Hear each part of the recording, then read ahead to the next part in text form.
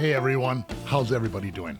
My name is Scott Wilkinson and I'm a professional piercer. You're watching the Piercing with Scott channel. Now what we're doing on this live stream is we're going over a bunch of questions like we normally do, all piercing related or anything piercing related. Just ask a question. Be super thorough so I can answer your question to the best of my ability. And stay active in the chats. Hit the like, hit the subscribe, you know, all that fun stuff. And we'll kind of go from there. Behind the camera, who you can't see today, is Nova. So hey, everybody. There he is. Yeah. And I just want to say that, you know, Nova's going to be starting piercing at my shop here this week. So we're doing some deals. So if you're in Vegas and you want to get pierced by Nova, now's the time to sign up. Yes. Yeah, we're doing reduced piercing fees for a little while I get back into the swing of things. But yeah, I am finally taking on clients, which I'm pretty stoked about. Define getting in the swing of things.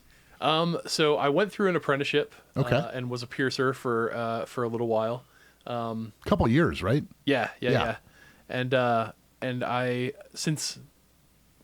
took a little bit of time off. Just there are some piercings that I haven't done in a little while that I may have to shake some of the dust on, but it's all coming back really soon. Yeah, we're super excited to have him on board. If you want to get pierced by Nova, do it now at the discounted rate. Otherwise, it's going to go up to full price pretty darn quick. Darn quick. Very soon. Pretty darn quick. And we tried having Kelsey here today, but unfortunately, we didn't mark off the time, and she has to pierce people. People need their holes put in them, so. It's true. Yep, they do. We do. We all do. So. Well, we've got some friends in the chat. Hey, everybody. We got a hi from Tina C. Hi from Kayla. Hi from Luna de Blue. Hello, everyone. And where's everyone from? If you're saying hi, let us know what part of the world or the country or wherever you're from. Yes. We like knowing this. This is kind of fun. We absolutely do. Let's see. We have a question, I think, from Soup Kitchen Richard. Okay. Scott, does having an intact build limit options for male genital piercings? Not 100% sure I know exactly what they're asking. Build. You mean not being circumcised, maybe? No. That could be it. You know, if that's what the question is, circumcision does permit you to have some piercings and not other ones. Like foreskin piercings work perfect for uncircumcised. But if you're looking for like a Prince Albert, Ampling, Apodravia, sometimes that does not work because the skin's too tight and you can't put pressure on a fresh piercing. So that would be it. If this is not your question, ask us again. It's early. We can get back to you. It is. Yes, it is. yes. Yeah, he mentioned with the foreskin. Yep. I've also, as far as like PAs go, and some other genital piercing, it doesn't make them not viable, but you may. It's situational. It is situational, and you may find certain jewelry to be more comfortable than others. Yeah, absolutely. So like I've seen some people heal stuff up with no problems, but again, it's the right jewelry. And I've also seen people use the right jewelry and just they had nothing but problems because when you have skin over the top of it and putting pressure on there, that skin's going to get raw. You're going to create sores. I've even seen it erode holes through the side of the tissue, which is not very pleasant. So that's kind of the issue. Yeah, that's a bad time. Doesn't sound fun at all, does it? Not at all. From Karen Rojas. Hey, Mr. Scott, Nova, how are y'all doing today? I'm having a great day. Pretty darn swell. Pretty darn swell. Yeah, we just went and had some lunch. Everything's good. I got my Dutch brothers. So cheers to y'all. Cheers. Yeah, it's going really well. It's starting to get warm here in Vegas. We're entering summer season. Yesterday, I think we had a high of 95, so we're getting up there. So. Yeah, it's definitely getting definitely getting hot. My car is starting to get like sticky on the inside. Like every time, I'm like it's hot. I'm so glad I bought a white vehicle this last time. Yeah, I have to tint my windows soon. But yeah, so Soup Kitchen Richard did follow up and say that he's mainly interested in a PA and potentially an Ampelang. So I guess he's wondering if being uncircumcised can cause any issues with those. A little bit. The bigger the beads you go, the more issues you'll have. With a PA, you definitely want to get pierced with a curved barbell. But again, it really depends on how tight that foreskin is over the area. Ampelang, you can still heal this up. It's going to be a little bit rougher because you have to have an extra long bar. Let me explain this for those of you who are not aware. An Ampelang is a horizontal through the head of the penis right before the corpus cavernosum, which is like the spongy tissue, which can cause the actual erection. Now, at the end of the penis is where the corpus cavernosum stops, and we go just in front of that. But the thing is we have to have an extra long bar to accommodate room for swelling. And once you're more healed up after maybe a month or two, you want to downsize to a much shorter bar. And you want to measure so those beads are nice and snug. That's when it's going to be the most comfortable for you. Otherwise, it's going to be getting caught, and it's going to be a little rough healing process. Awesome. It seems like today is going to be genital day. Here we go. Yeah, Ashley is wondering, hi, Scott, how much does the genitals hurt to get pierced? I would say that definitely depends on which one you're looking to get. 100%. Now I'm going to say let's talk about like vulva piercings, like a VCH, a vertical clitoral hood. The tissue generally is almost paper thin, so you're not going through much tissue. It's like if someone came up to you and flicked you in the ear, you're going to go, ow. By the time you say ow, the pain's pretty much gone. Now, if you're talking about a triangle piercing where it's underneath the clitoral shaft and it's pretty deep in there, you're definitely dealing with a lot more pain and a little bit more intensity. Now, when you're dealing with something like an outer labia piercing, like the outer lips, are a little bit more firm, so it's a little bit rougher of a healing process and a lot more crusties to deal with. You're going to get pierced with a curved barbell, and those bars can move back and forth. So as long as you keep the crusties off there, I mean, they all hurt, but you're probably expecting worse than what actually happens. That's the best way I can really describe it. I wish I could tell you, but, if we asked each and every one of you, like on a scale of 1 to 10, you stub your little toe really good. What's the worst? 1's like virtually nothing. 10's the worst thing in the world. Let us know in the comments. Just throw down a number real quick. You're going to see those numbers are all over the board. And that's the same thing with piercings. So just because one person says, oh, I didn't feel a thing, you're going to feel something, but it's probably not as bad as you expect. It also depends on how hard you hit your little toe.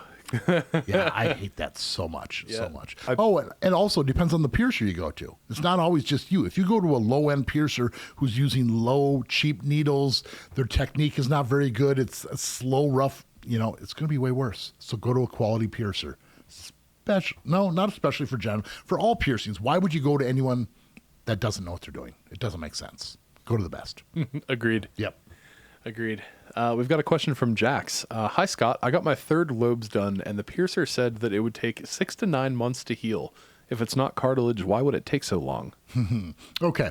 So 3rd hole's up, sometimes 4th, sometimes it's the 5th, but that area you reach where the lobe kind of stops, well, I used to have lobes that have been cut off, but where it meets the cartilage, it gets weird. It may not seem like when you pierce it, it's not going through the cartilage, feels like it's just low, but they are rougher to heal there, and I don't have a solid answer.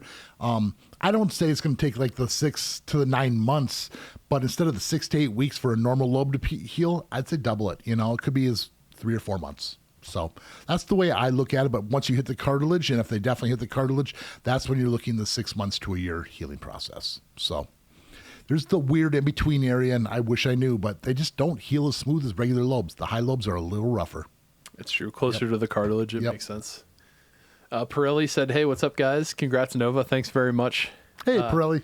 I also noticed you said that your car's temp was 99. I got my car the other day, and it was 107, but my car is all black, so yes. I'm sure that's why. Yeah, it was warm yesterday. I looked and set it a high of 95 on our thermostat, but this summer is going to be rough. You think so? The true summer, yeah, definitely. Definitely. Getting hotter every year. I'm from Minnesota. I'm still okay with a hot summer, as long as I don't have that super cold winter. Amen. Yeah. Amen. Luna DeBlue said, I am going to Las Vegas, but the days I will be, you have them off. Oh, no. I wonder if that's during conference. I bet it is. Oh, yeah. What are the dates? Yeah, let us know. That's a bummer. Yeah, sorry about that. Yeah, we're only closed for generally like a week a year or something like that, and that's during the APP. Actually, no, we close a couple days, like Christmas Eve, Christmas Day, and Easter. A couple of the major holidays, it's just not busy enough, so we close those down too. But Yep. Let's see, from Becca Do Daisy. Hey, Scott, I just got my conches done a few days ago. Piercer told me Bactine and Q-tips are good for cleaning. I've heard others say Bactine is bad. Thoughts? Read the instructions. It's going to tell you, not made for puncture wounds, right on that Bactine bottle. So I'm going to say it's bad. It's not real good for it. Now, the active ingredient in there is called benzalthonium chloride or benzalchlonium chloride, one of those two. And I don't know. They just don't do what they claim to do. Like when you go to the mall and you got pierced at Claire's or something like that, they give you the bottle of ear care. That's just BZK, that benzalthonium chloride. So I'm not a big fan of it. It can work for some things, but piercings, we find that just straight saline is going to be your best bet. Q-tips are bad because they leave the cotton fiber residues behind hand. So it's better to use like some sort of like sterile gauze or paper towels if nothing else. But just make sure you're not leaving the cotton residue behind because that turns into a bacteria trap. And also you can have fuzzies all over your gem, and you don't want to have fuzzy gem. I don't think anyone does. I'm pretty sure anyone. 99.9% of us don't want fuzzy gems. I have fuzzy gems on my mantis because I have bad allergies, so I blow my nose and then they get all fuzzy. But I'm just going to ask, were these done with rings? Because judging from the aftercare, I'm not 100% sure that I trust that this was done by somebody very high quality. Bactine and Q-tips are definitely very old school. Very old school, outdated information. Yep. I agree. And if you have the ring, was this for a nostril piercing? Or what piercing? Conches. Conch. Oh, I hope you didn't get... Yeah, if you get pierced with a ring in the conch, expect probably at least a year healing process. And it's not like it's just going to take a little while for the crust. It's going to be sore and it's going to hurt and you're not going to be able to sleep on that. And you're going to have massive, massive bumps. The thing is when you put a small ring in like a nostril, you get a little bit of a bump. But with the ear, the ring has to be that much bigger, so there's that much more twisting and turning. You don't want to twist and turn a fresh piercing. It's bad for it. Absolutely. Yep. We got some answers as far as where people are from. Tina C. from Southwest Florida. Sweet. Soup Kitchen Richard from Miami. A lot of Florida representing. Yeah. Ashley Abel from Easton, PA. Hi, Ashley. I'm from Pittsburgh, so cool. Not crazy far.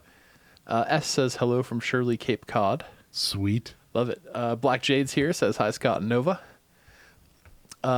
Let's see. Taco Cat is a palindrome, says, hi, Scott. Greetings from Australia. I heard. Sweet. I had to do that all in my head. Sorry. Yeah, it took me a second to read, too. They said that some piercers do conch piercings at a 16 gauge, but some at 4, which is better for healing. Thank you very much. You mean 14 gauge, I'm guessing.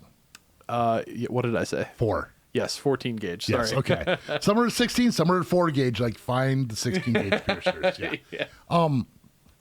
Now, in my opinion, I think 14s are probably going to heal a little bit better than the 16. But 99% of the jewelry options and everything you're going to find is going to be in the 16 gauge, which is why I generally go with the 16. It's not like it's way worse. It just doesn't quite heal as good. So 16 is still very viable and totally legit. If you're planning on wearing a ring in the future, sometimes thicker jewelry can be more comfortable if you're wearing that ring. But as far as like tops go, like if you're using threadless jewelry where it's the push pin style, 16 gauge, 14 gauge, 12 gauge, they're all interchangeable. So they all could work with each other. So it's something you could stretch up in the future or downsize. It's up to you. Got the hiccups early this episode. Get them out of the way. That's right.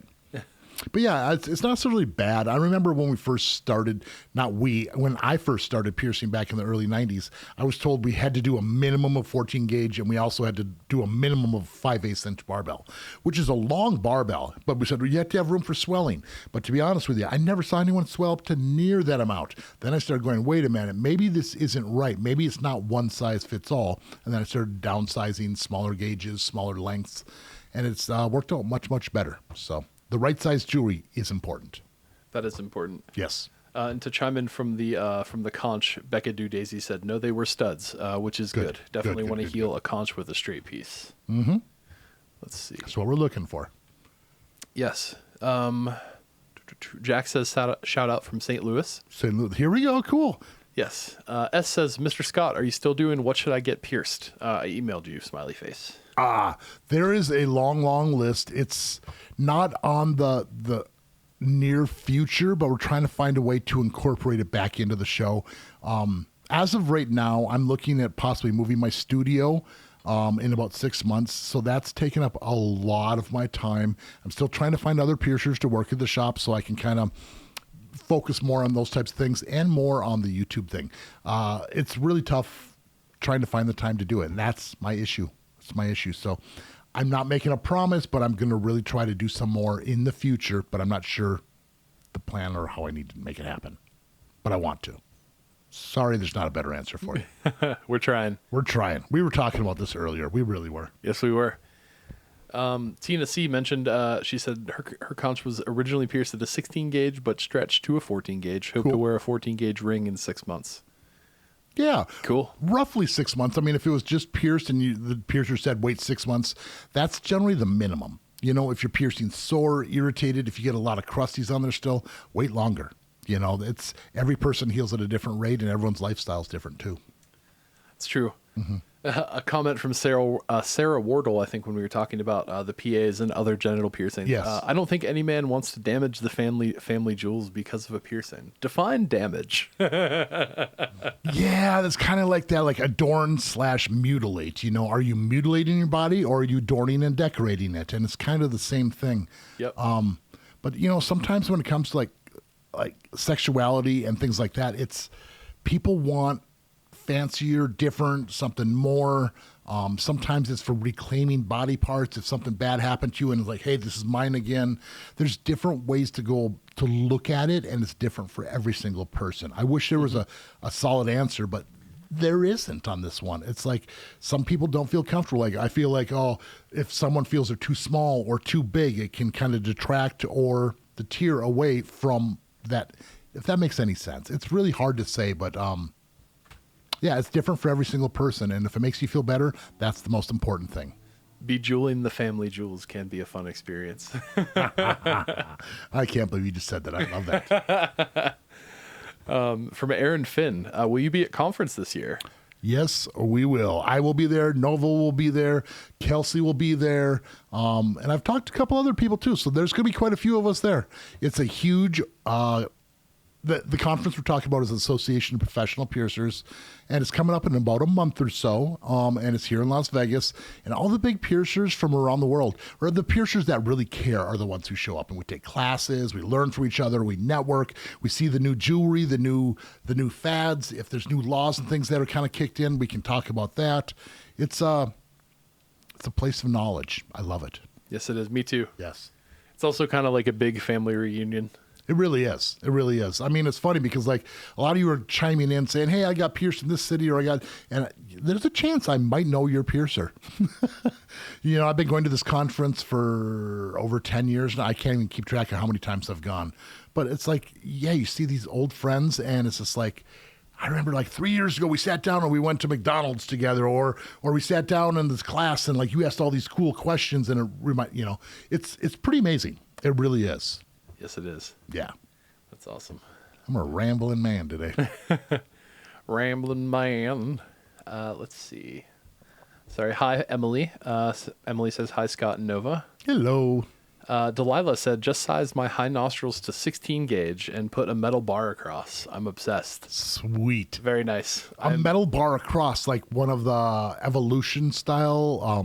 That's what I'm imagining. Yeah. Like Noah Babcock. Yeah. I think those are really, really sick, actually. I had an idea to do like a high nostril and a nostril bar, like way back in the day, but never had it made because we were going to have to do it in gold. It was going to be insane, but wow. Yeah, I love the idea of the nostril bars. I think they look cool. So I'm guessing it's like I have the chain across here. You probably have the bar instead of the chain. That's what I'm assuming, unless you're just saying you just upgraded to a 16 gauge bar instead of the 18 gauge bar.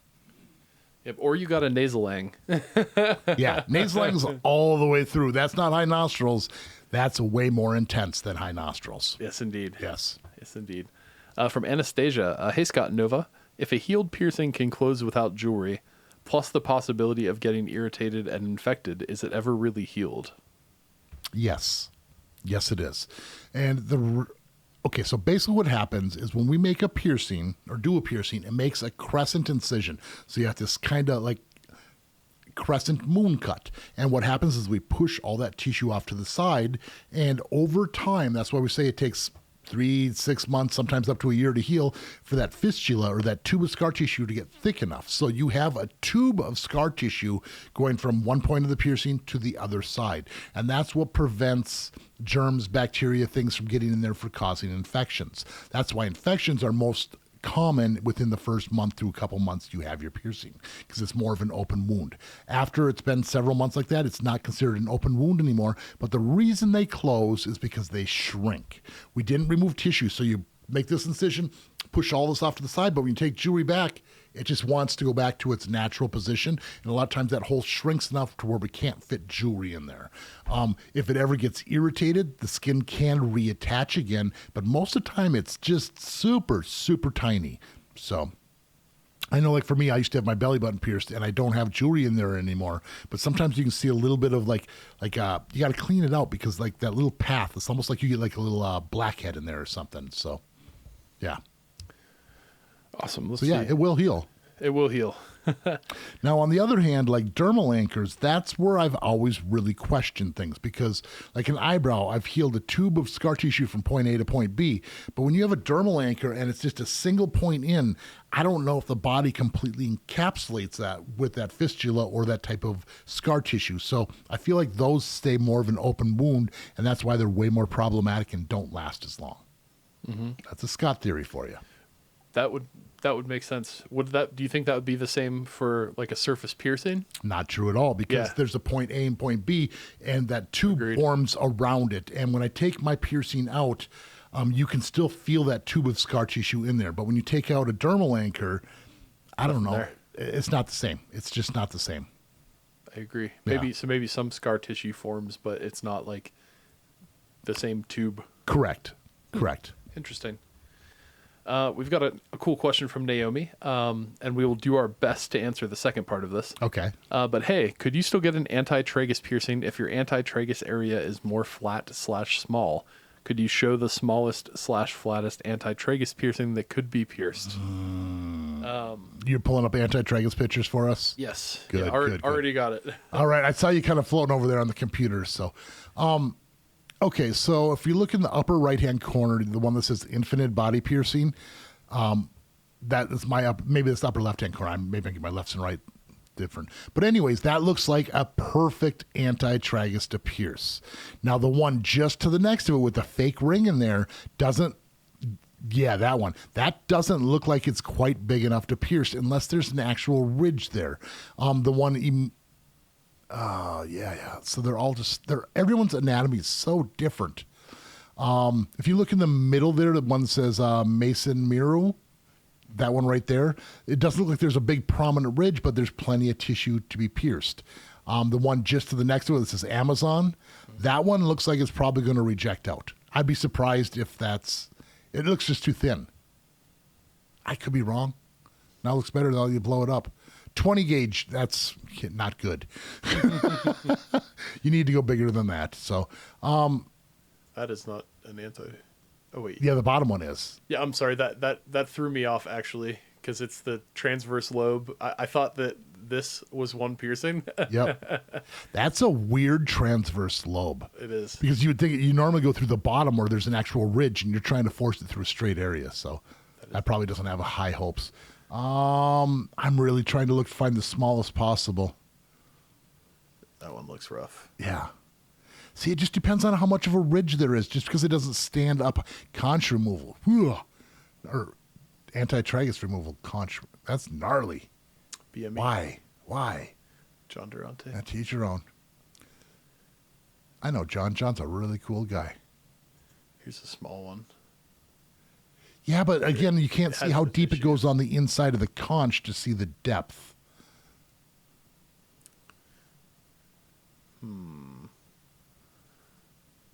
Yeah, I don't know if we can show you what the smallest, flattest one.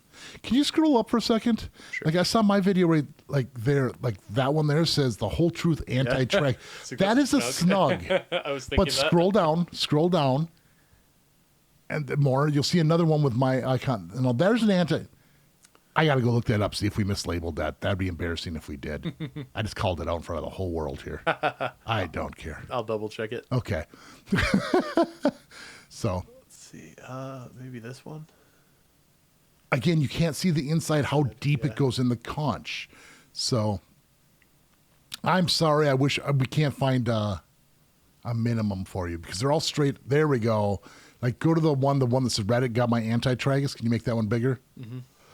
Because, like, that you can see how deep a conch can go inside the ear, like below the piercing, and that's what determines if you have the anatomy. That one sticks up quite a bit, but it doesn't have to stick up as long as it's going through the cartilage and not protruding. Da, da, da, da. We're struggling. Kind here. of see this one. Yeah. But We're gonna have to again look at that one there. That's definitely an antitragus at a really weird angle, but that's the shape of their ear. You know, everyone's ear anatomy is different. That's cool anatomy. So it is. It is. Yeah, I think that's the best we're gonna do on that one. Yep. You're gonna have to talk to your piercer about this. Sorry, I can't give you a solid answer. Yeah, it's tough. It's tough. Let's see. Where are we? Lost my spot. Sorry Lost about the spot. Yeah, if you guys haven't already, hit the like and subscribe. We totally appreciate that. Yes, we appreciate And it for those of you just tuning in, my name's Scott. I'm a body piercer. We're going over a bunch of piercing questions. So if you got a question about piercing, let us know in the comments. Yes. Alice Dornell says, "Hey, Scott and fam." Hi, Alice. Hello. Welcome in. I think this is Charlie, but it is CH666LIE. Hey, from the UK. What's the process of having your nostrils punched? What tools are used? And then they also asked advice on getting a reverse PA on an uncut phallus. Okay. First of all, punching your nostrils, you can either pierce them or you can punch them. Mine were actually pierced with 6-gauge needles, and then over the years, I stretched it up to this size. A biopsy punch is basically like a razor blade in the shape of a circle, and you punch and you remove the tissue. This is generally legal in most areas because you're removing tissue, and I believe that's almost practicing medicine without a license. So this is going to be something underground. You're not going to find shops really offering this unless there is no laws or anything. But it's still scary because that's how you lose your license as a piercer. With this, it's permanent. You know, you're punching and removing tissue. If I'm doing a piercing, I make that incision, and if you don't like it, it can go back and you're just gonna have a scar. But with a biopsy punch, the skin's not gonna fill that gap because it's all been removed. So it's a scary thing. It better be really, really straight and done right the first time because there's no redoing those. As far as what was the piercing for uncut? Reverse PA. Probably not. The skin that kind of goes over the top of the head when you're uncircumcised, like in the middle of your head, you're going to have a bar sticking out, and it's probably just going to hit and block it. It's kind of the same thing with the ampulang apodravia. It's going to be really tough to heal because you have to have extra room for that. I mean, maybe. I'd have to check anatomy to really know, but it's going to cause problems, and it doesn't make it easier. Awesome. Thank you. Soup Kitchen Richard asks, I love that name. When you stretch earlobes, are they losing tissue? Like the bigger you go, do ears inherently thin out? Is it possible to thicken them? Massaging them on a regular basis keeps the blood flowing. The problem with stretching, a lot of us do, is we overstretch things and we cut off the blood supply, and you can almost sometimes create rips and tears, which will thin the tissue. Can you look up Shaman Bear for me? Mm-hmm. See if Shaman Bear Piercer is from Austin, Texas. He used to have regular earlobes back in the day, and he got his ears stretched up to 6.5, 7.5 inches, somewhere huge. Some of the biggest I've ever seen in my personal life. And yeah, so you can see like arms going through there. No, that's Pineapple. That is Pineapple. And then Shaman Bear's the guy with. I'm trying to get there. Right there. Yep. Yep. That's yep. So your ears can get pretty darn huge, and they will go back to a normal. Won't go back to a normal size, but you can keep regenerating. But that takes a long time to get to that caliber. Pineapple's the man, by the way. Yeah, Pineapple's super cool too. He'll be at APP most likely. Yes. Yep. Yeah, I have a friend named Jade that works at Shaman. Yeah? It's awesome. Yeah, Jade Winston. She's an amazing piercer. I lost one of my piercers, Travis. He moved down to Austin, Texas, and went and worked for Pineapple. So I'm really glad he went to a good shop. It's a stellar shop for sure. Yep. Shaman Mods is the name of Pineapple. He's got a couple shops down in there, I think. I think so. Yeah, I think they've got a few locations now. Sarah says, I'm currently healing 2 forward helix piercings, which I love, but the tenderness is making me question my life choices. I know that feeling. I always, when the triple forward helix, which is kind of the front of the ear up here, They look beautiful, but people don't understand the path to get to that healing process. If you got all three done at once, it's pretty intense. So what I like to do is do one upper one and one lower one, so each one doesn't put as much pressure on each other. And then when they're healed up, then I do the middle one. It's a little longer healing process, but it's not as intense. If you're okay with the intense healing process, get all three done at once. That's how I feel. I'd rather just go in and get one and done. But again, you're going to question life choices. Like, I really want to? Like, you're already there. You just kind of stick it through. The more you keep swelling down on those, the easier it is. Ibuprofen, Aleve, Advil. You do cold soaks on there to kind of help reduce the swelling. The more you reduce the swelling, the less pressure you get on each of those piercings. So it's just a vicious cycle. This one's swollen, so it puts pressure on this one, which is swollen, which puts pressure on this one. Now they're all swollen and causing each other to be more swollen. So get the swelling down. Awesome. We got a $5 donation from Luna de Blue, who mentioned, they were the person that was talking about being in Las Vegas. They're going to be here May 21st through the 24th, which I double checked. I believe those are Kelsey days. Kelsey days. Okay. So when is? It's a Tuesday through Friday. Tuesday through Friday. I work on Fridays. It depends on what time you leave. You are blocked off that Friday. I think we blocked you off for me. For you. Yeah. For you. Send us a message. Yeah, if you send us a message on Instagram to the shop, we might be able to get you in on the 24th. Yeah, we can try to figure something out for you. Cool. Let's see. See, you just got to ask people. Reach out and ask us. Yeah, absolutely. And thank you very much for the $5 donation. Yeah, we appreciate that. Let's see. From Alexandra. Hi, Scott. I got my navel pierced around 2.5 months ago. It has an irritation bump because it keeps moving around. Would you recommend shortening the bar because the one that I got pierced with feels too long? There generally is a little tiny bit of room because when you're standing up, your skin's like this, but when you lay down, things can stretch out. So if you're laying down and you still have a lot of bar showing, maybe downsize it. But the big question I have is, what kind of pants are you wearing? Are you wearing high-waisted pants where it's rubbing up against it all the time? Because that's a bigger source of a problem than a bar that's slightly too long. But it also depends on what too long is. If you have over half the bar showing, that's way too long. You should have just a little tiny bit of metal sticking out of there max. So, yeah, check with your piercer, make sure it's not too long. But also, like I said, when you lay down, take your camera and do kind of like a belly selfie, and just see if it looks, because when you lay down, if everything's tight, you can't go shorter bar because when you stand up, it's the same thing happens all the time with tongue piercings. People always like, my tongue piercing, you can see the bar, and you're sticking your tongue out, and it's like, yeah, but you have to make your tongue fat. And it has to accommodate for that as well, because it's not always going to be the super skinny in your tongue, in your mouth like that. Same thing with belly button. Like when you lay down, anatomy shifts and changes. So you have to accommodate for that as well. So look into both of those. If it's way too long, definitely go get a shorter bar and make sure your pants aren't rubbing up against it. That's the biggest issue with navel piercings. This is really random, but I don't know if I can make my tongue fat like in the way that you did just now. Like, really? Maybe I just did it. I don't know. The other thing too is like when you pull your tongue back in your mouth, that it gets really fat when it gets back there too. That makes sense. Interesting. So the tongue changes shape quite a bit.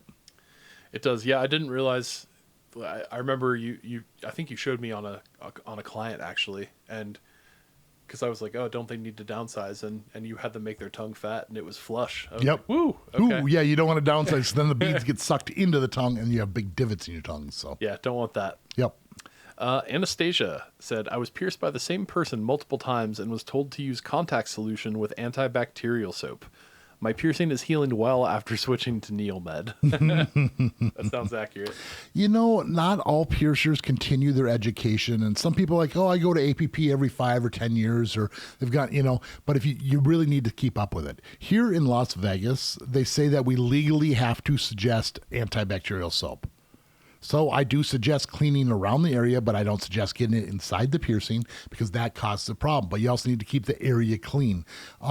If you ever had an operation done and you had stitches or sutures on your arm, they don't tell you to clean it with soap and water. I said, keep it out of the water. Let your body do the healing. Piercing's kind of the same situation.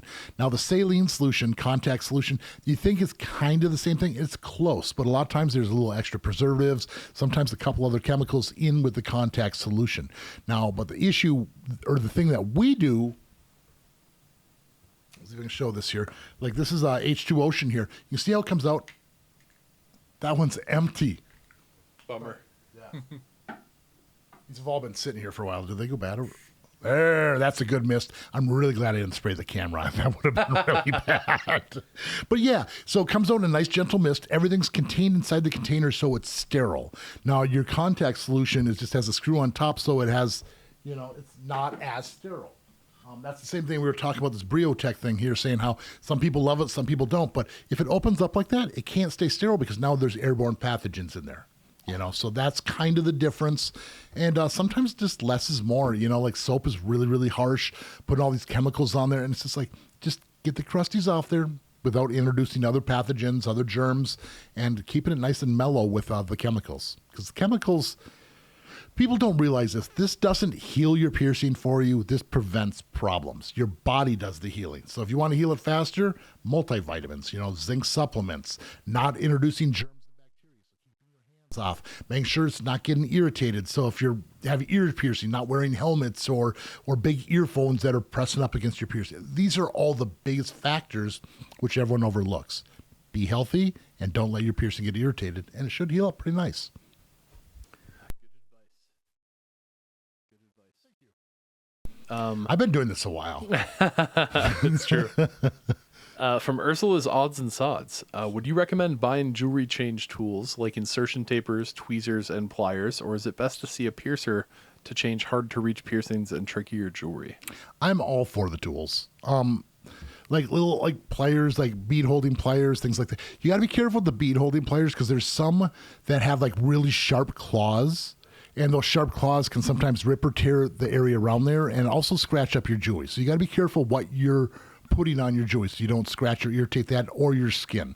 Now, as far as like little hemostats to hold on, like for nostril piercings, if you're using threadless jewelry, most people's fingers don't fit inside your nose to hang onto the disc to be able to pull it apart. But if you have that little tool which holds onto that disc on the inside, you just pop that top off, grab a new one, and then you have the counter pressure, and it's just way easier. There's a little bit of a learning curve to learning how to do it, but if you have these piercings, you need to be able to change your jewelry if you need to. And that's, we're always here to try to help you out when we can, but sometimes emergencies happen. 3:00 in the morning, and it's like you break your collarbone and you need an x-ray, and the doctor's like, you need to take these things out.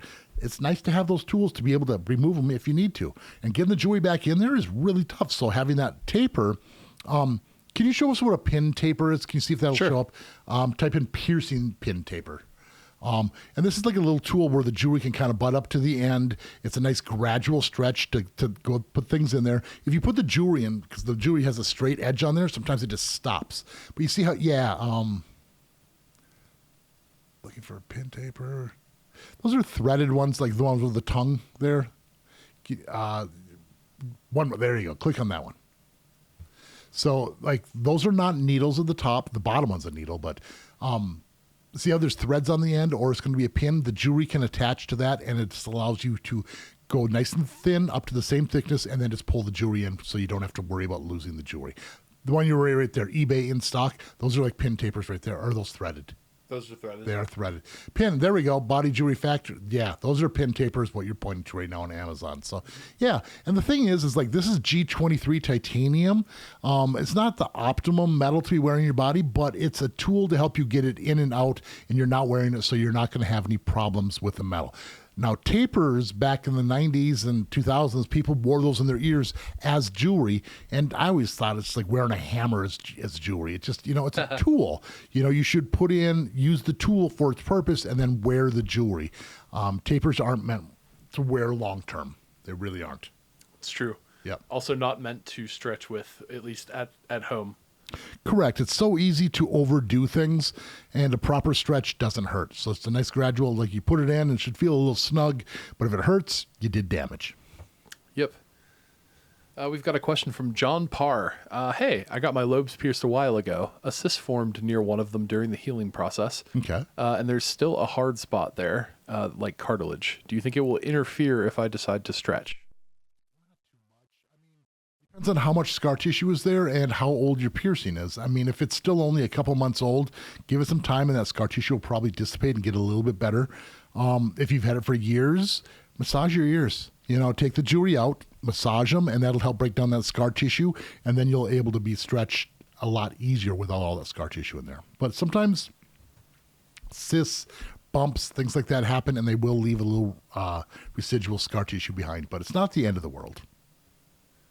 Got it. Yeah. Let's see. Tina is talking about the conch piercing. She said it's been 6 months, but it gets irritated immediately if I put a ring in it, so I'm waiting. Wait longer. That's exactly it. You got to use common sense. It hurts, go back. It's that simple, and sometimes it does take over a year. We tell people minimum times when you could change to the ring. And so many people, I tell people like nostril piercings, probably like 4, maybe 5 months minimum before even. So, okay, I'll mark my calendar, 4 months, I'm coming in for a ring. I'm like, no. If it's healed and it's ready, we'll do it. But if there's crusties, redness, soreness, you're not ready. And like, okay, so 5 months then? And it's like, maybe. Don't make the appointment until it's ready. Yep. Sarah Wardle is chiming in when we were talking about the damaging the family jewels. Yes. She was talking about tissue damage, not getting the piercing specifically. Okay. That makes sense. Yes. And Soup Kitchen Richard also wanted to chime in on that and say that they can attest to getting genital jewelry, which is multifaceted. Part of me wants to do it for the crazy aspect. The other part of me wants to do it because it makes me feel more attractive. Again, it's what makes you feel good, and that's what piercing and tattoos and all this body mod is all about. People also look at body mod like it could be bodybuilding. It could be, like growing your nails out, growing your hair out, operations like liposuction or maybe a facelift. All these things make us feel better about ourselves. And when we feel better about ourselves, we're more successful in life at everything. Absolutely. Mm-hmm. I love that. You got to feel good about yourself. It's true. Brick Johnson said, got my navel pierced about 12 days ago and plan on getting a second scrotum piercing soon. Sweet. Navel piercing for the first time. Said Brick? Yep. Okay, cool. Well, I'm curious what you got. Is this, I wonder if it's a guy or a girl? Probably a guy. They said second scrotum piercing. Okay, so. Cool. Yeah, awesome. Scrotum piercing, super easy to heal. You can find the navel's a rougher one to heal than the scrotum. Doesn't seem like it would be, but it is. It's true. Yep. I'm going through healing and navel piercing right now, and it's rough. You haven't talked about it this last week, so is it doing a little better, Nova? I would say it's about the same, which is pretty good considering I've been getting punched in the stomach like at least two times a week for an hour. You signed up for this. Yeah, I did. I got into doing Muay Thai, which is like Thai kickboxing. Well, not just kickboxing. You got elbows and stuff in there, but yeah, it's like, all right, we're gonna take body shots today. It's like, sick. Goody. Today's a bad day to have an 8-gauge navel piercing. Yeah. But congratulations on your new piercing. That's pretty awesome. Always fun. Yeah. Delilah asks, just curious what your process is for piercing dahlias. I've had them done 3 times, and I want to know your technique. And she was saying, and it's a bar connected by 2 high nostril piercings. So yeah, kind of what we expected. Sort of like a chain, but a bar instead. So dahlia piercing is kind of like the corner of the mouth here. It's not like a cheek, but it's like on the very, very edge. I personally clamp mine. Easy to freehand them, but the tissue manipulates and rolls real easily. And I want to try to get my angles as perfectly as possible. It needs to be... I can't really go over the technique too well, but I clamp it, pierce it, and then like put in a librette, and you have to have oversized jewelry. Generally, I do 14 gauge. I have done 16, but 14 seems to work better. I'm trying to think what else here. Yeah, and it's just like you just got to look at the person's mouth. I mean, because like when they close their mouth, where is the bar going to rest? You don't want the disc going up against the teeth if you can help it. It's going to be oversized, but you need to be able to plan for the future and be able to downsize and not have them cause any problems. I've had fairly good luck with my dahlias. But yeah, I clamp them. I just feel like I have way more control and get it in that exact spot to make sure that it's lined up. Because when they're off, they're definitely off. It's true. You can tell. So. Yep, and they have a tendency to scar, so they do. The scars will be off too. From Jessica. Hey Scott, not a question, but watching your videos helped me build up the confidence to get the piercings I want without other people's opinions. Good. I love your videos and appreciate you guys. Thank you so much. I'm so glad we were able to help you out here. You're not alone. Everyone is scared of when they get pierced, whether they admit it or not, and you're always nervous about what society is going to say. But as a community, our community is growing bigger and bigger, and it's more and more socially accepted. I never thought I would see the day to where it is today. Because, I mean, when I first started piercing and I had my face pierced back in the 90s, I'd be standing in line at a grocery store, and mothers were pulling their children away from me. People were just like I messed up the whole world. People were getting handed wrong change to the wrong person. You know, it was unbelievable, the chaos it created. And now it's the social norm. So we all accept you. And the thing is when you're confident and you feel better about yourself, the world will treat you better too. You know, when you're all shy and kind of like, no. But I find that when I'm out places and I have a bigger smile, I get so many people coming up to me and talking to me. It makes a big difference, the confidence, and you'll find life is just much, much better that way. So I'm glad you had the courage to do it, and I'm glad you actually did it. You should feel proud of yourself. You should. Agreed. Quickly chiming in, Alice, you mentioned that you're noticing that the sound is going in and out a little bit and wondered if it was happening for everybody. Yeah, it is. Sorry, we're working on it. We're trying to narrow it down to figure out what's going on, but it's been happening the last couple live streams for some reason. What is the thing? What does it keep saying to us? It says our bit rate. Yeah, I took pictures. We'll talk after the stream. See if I was gonna say if anyone knows anything. We keep lowering our what are we lowering? Yeah, lowering our bit rate. It says we're still coming in way too high, so that's why things I think are cutting out. We're trying to figure this out. Yeah, we're working on it. Thank you for letting us know. Let's see. Fabian says, "Love your which piercing should I get?" And by the way, greetings from Germany. Right on. Welcome in. Those are a lot of fun videos to do. They're a lot of work. That's why I don't put them out, and I've just been too busy to do them. So hopefully in the future we'll figure something out for you guys again, because I know we have requests for them. Yep, we're working on it. Let's see. Tammy says, "Hi, Scott." Hi, Tammy. Funky also says, "Hey, Scott." What's up, Funky? Or no, maybe it's not Funky. Maybe it's Fun KY. I don't know. I'm Fun gonna go KY? with Funky. Okay. Fun_KY. Just wondering how you think snake bites and angel bites combo would look. I think, yeah, that turns into canine bites then. I believe so. Snake bites are lower, and then angel bites are up top, and I think the four together is considered to be canine bites. I think they look really, really good. You can do a lot with the placement. You know, whether they're... Can you change angle so straight on me? Sure. So like if you kind of angle them this way a little bit, it's going to give a slight look. You can angle them out that way. It's going to give it a completely different look. My friend Shane used to have the angel bites and then the snake bites, but his snake bites were in further, and he also had his philtrum pierced. So it kind of created a W. The name of his shop is Wingnut, and he's like, I did it for the W, you know, but it's like, I think he got lucky.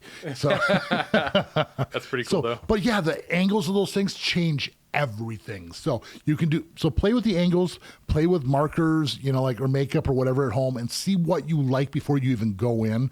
Because sometimes piercers don't realize, you know, like, oh, normally angel bites have to go here. No, they don't. They can be placed in a bunch of different areas, whatever is most aesthetically pleasing, as long as it's not rubbing directly up against gums of your teeth that way.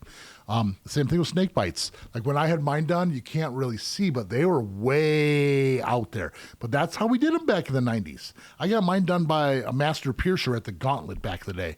And if you looked at the placement now, you'd be like, who did those? I'm like, one of the best, you know, so it's personal preference.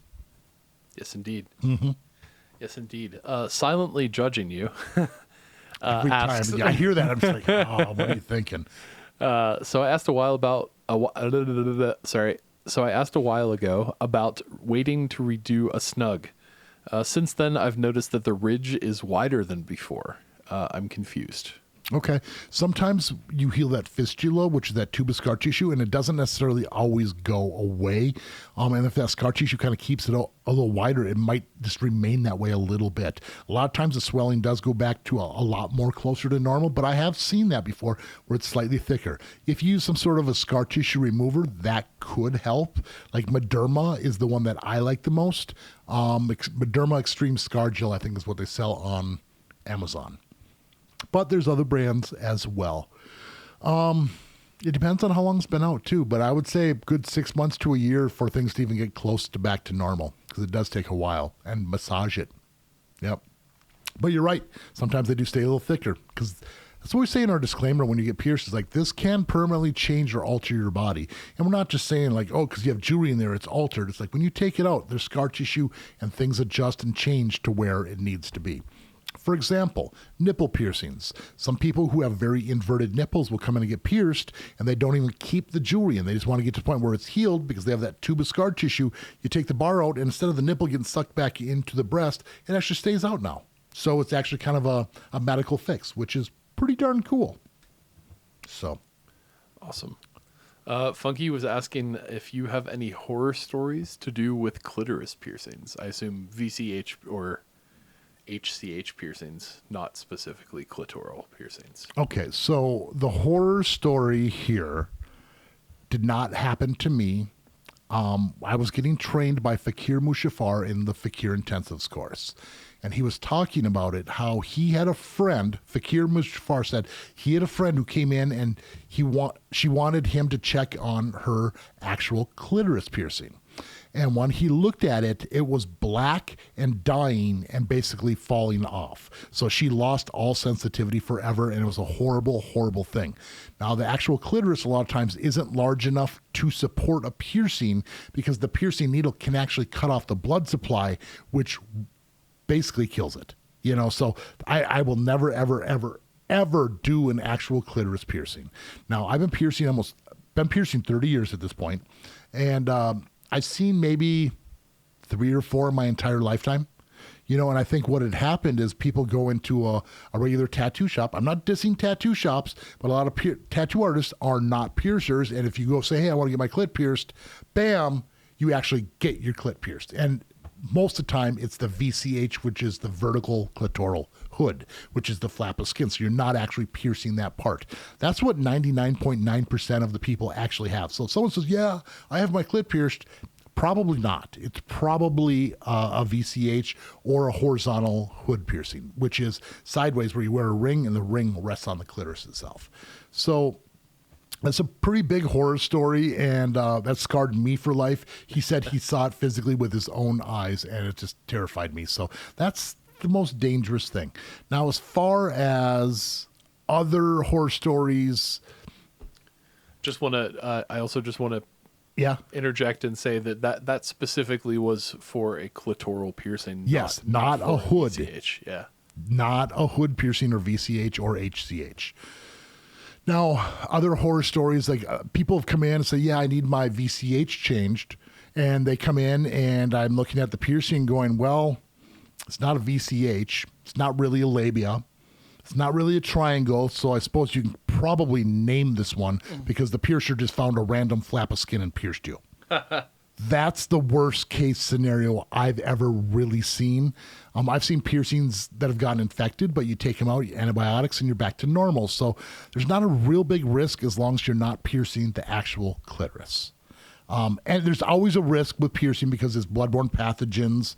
One of the other big concerns I would have, which I haven't seen personally, but it's like if you got a fresh piercing and you're excited to use it, it's an open wound. So you are way more prone to different diseases, you know, STDs, things like that. So you got to be careful and be careful who you're with, you know, because if it's an open wound, any fluid, just you got it. So that's why you need to be careful. And that's what scares me the most about a lot of genital piercings. Too many people are impatient, like, I got this, I got to go try it out tonight. And I'm like, no, don't. If it hurts, you're doing damage. Like, I'm tough, I can take it. it's more the guy mentality than anything, but for real. So, but no real horror stories. Yeah.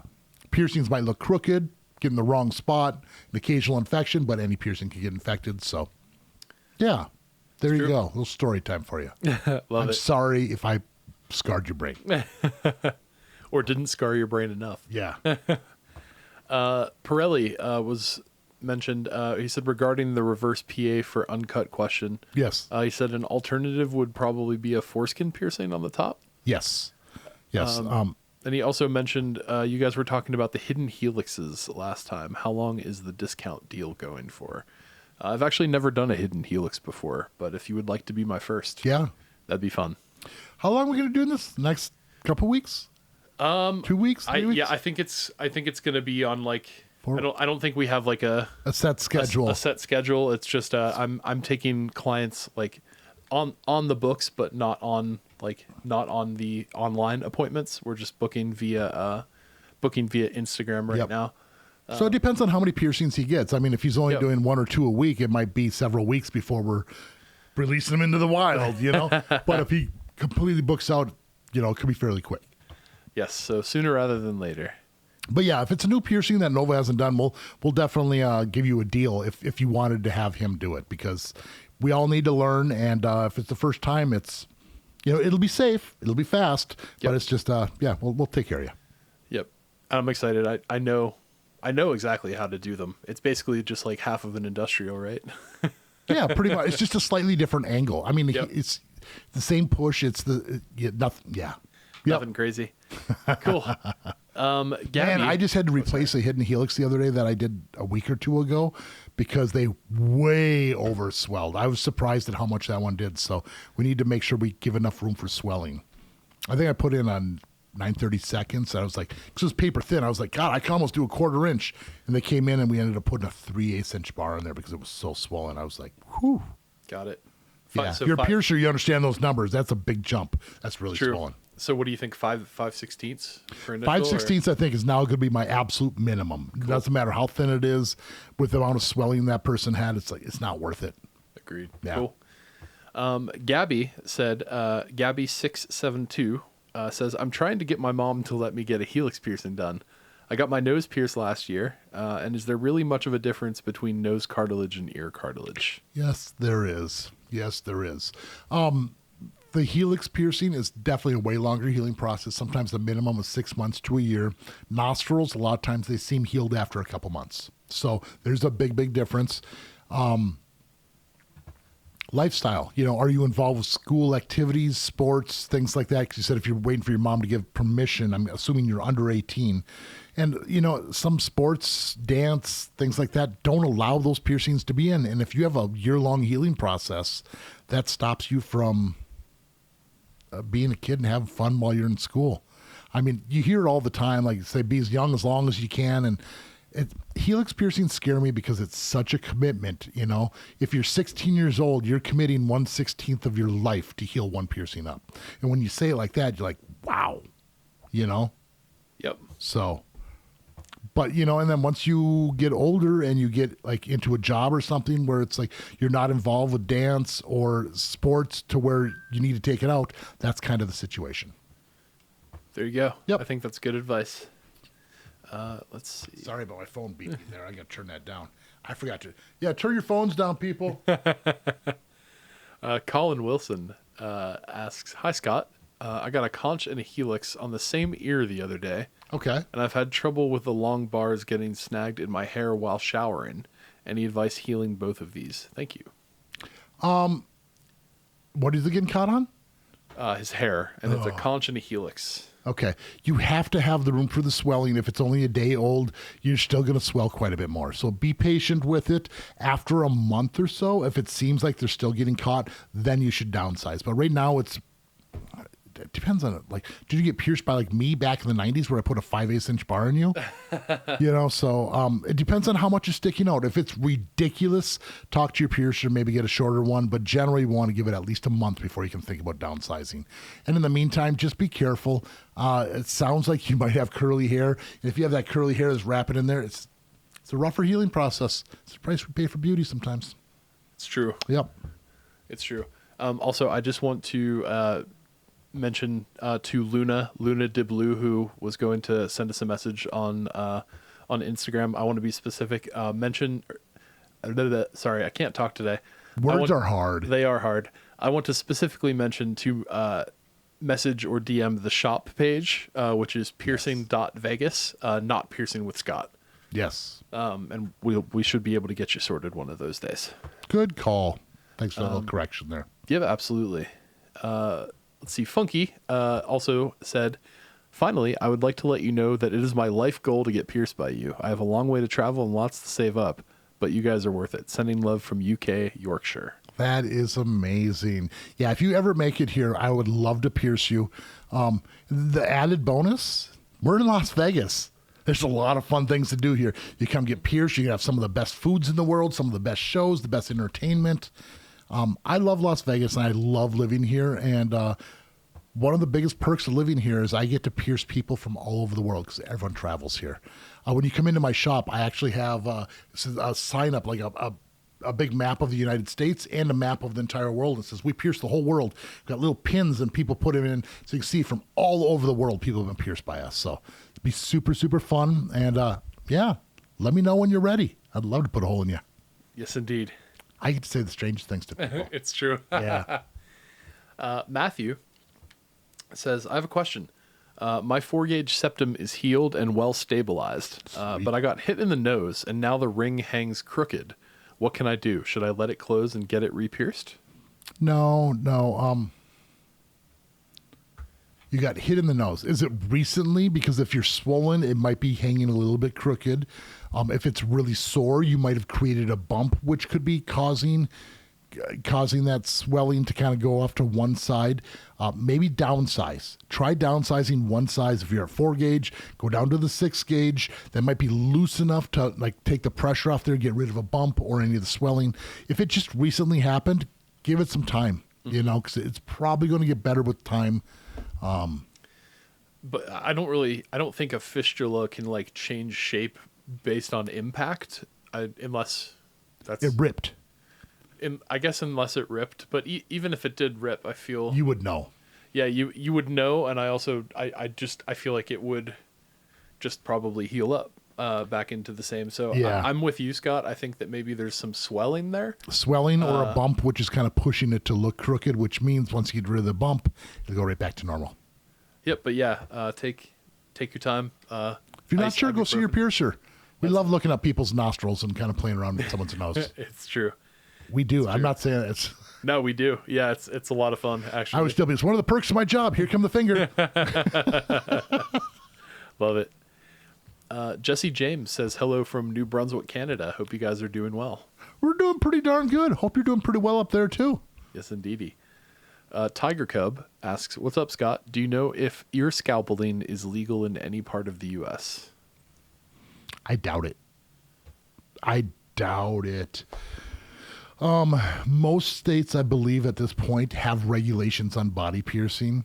And there's been a lot of things as the piercing community has grown to make things legal.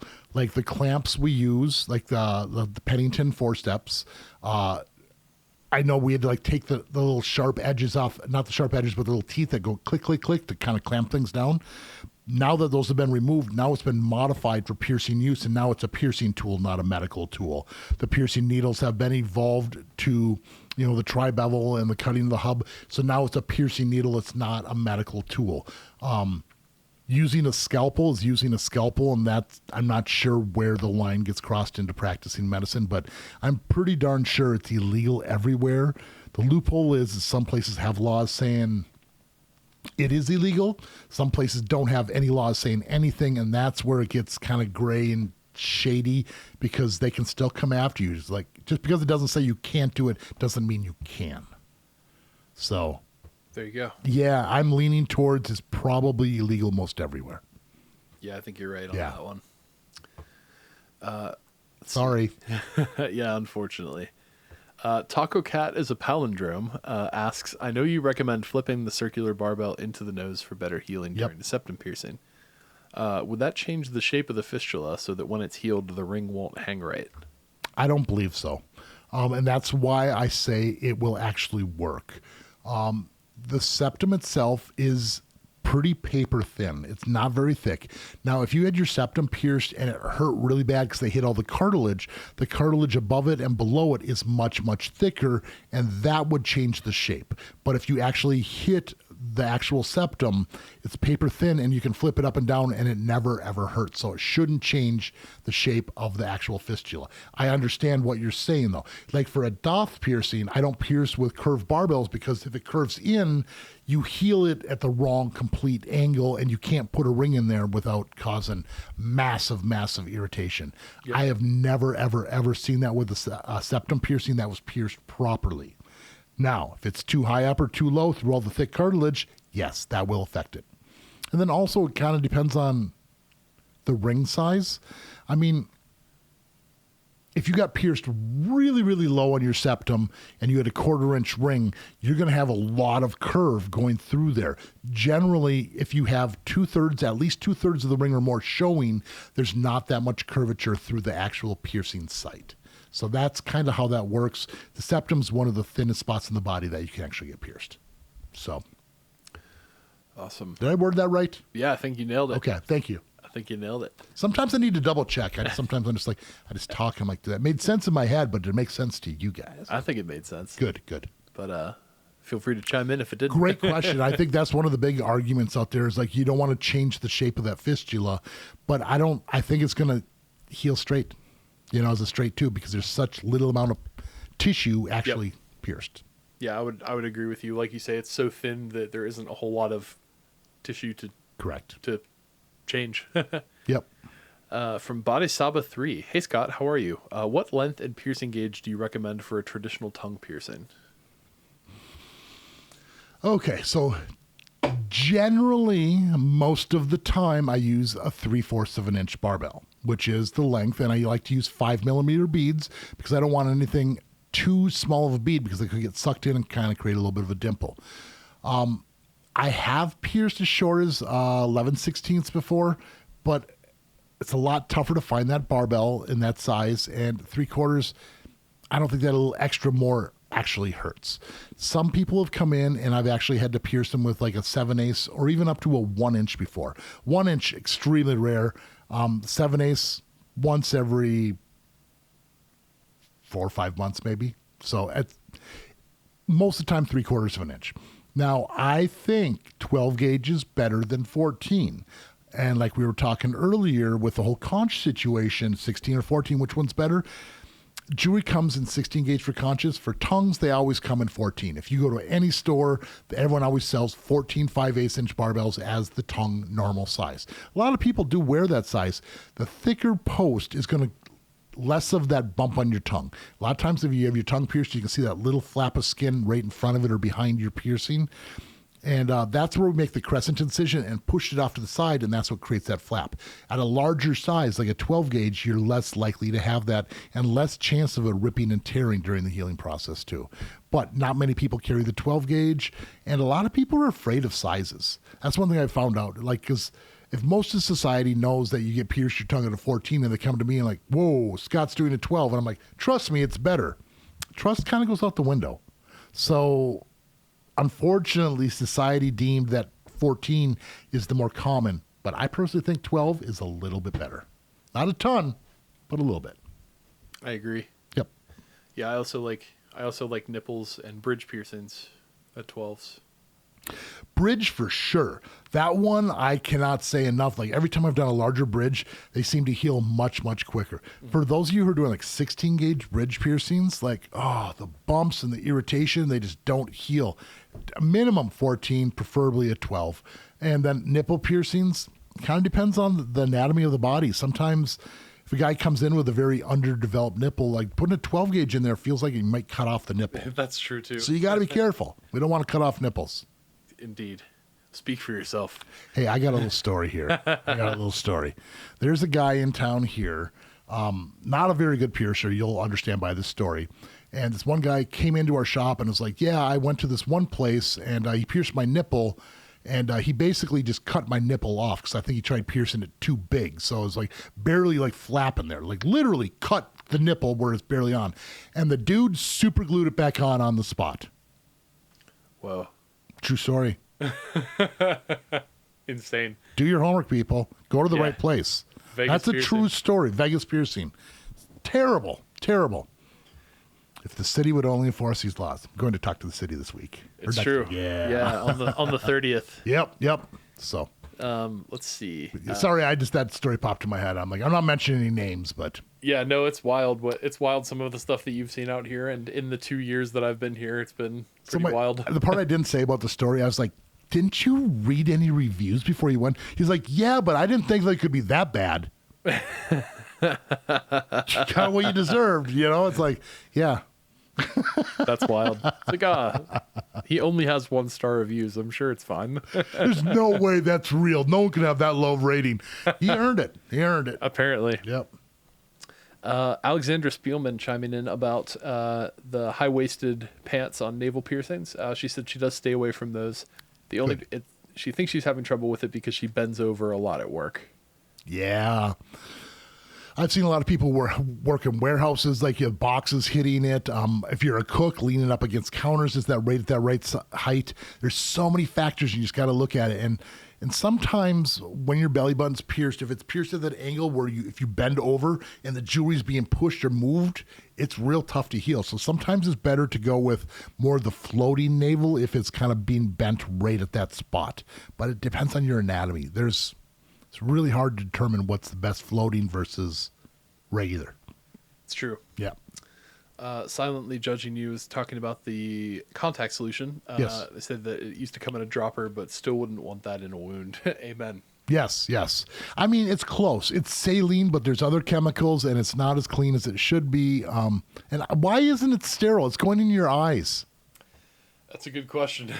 That's a good question. I just put 2 and 2 together there. Yeah, right. Sometimes you shouldn't. Yeah. Right? Okay. Katie Rundle says, "Hi guys, my Tragus jewelry came out recently and it was only a couple weeks old, so of course it closed immediately. Yep. How long do I have to wait to get it redone?" I tell people a minimum of a month.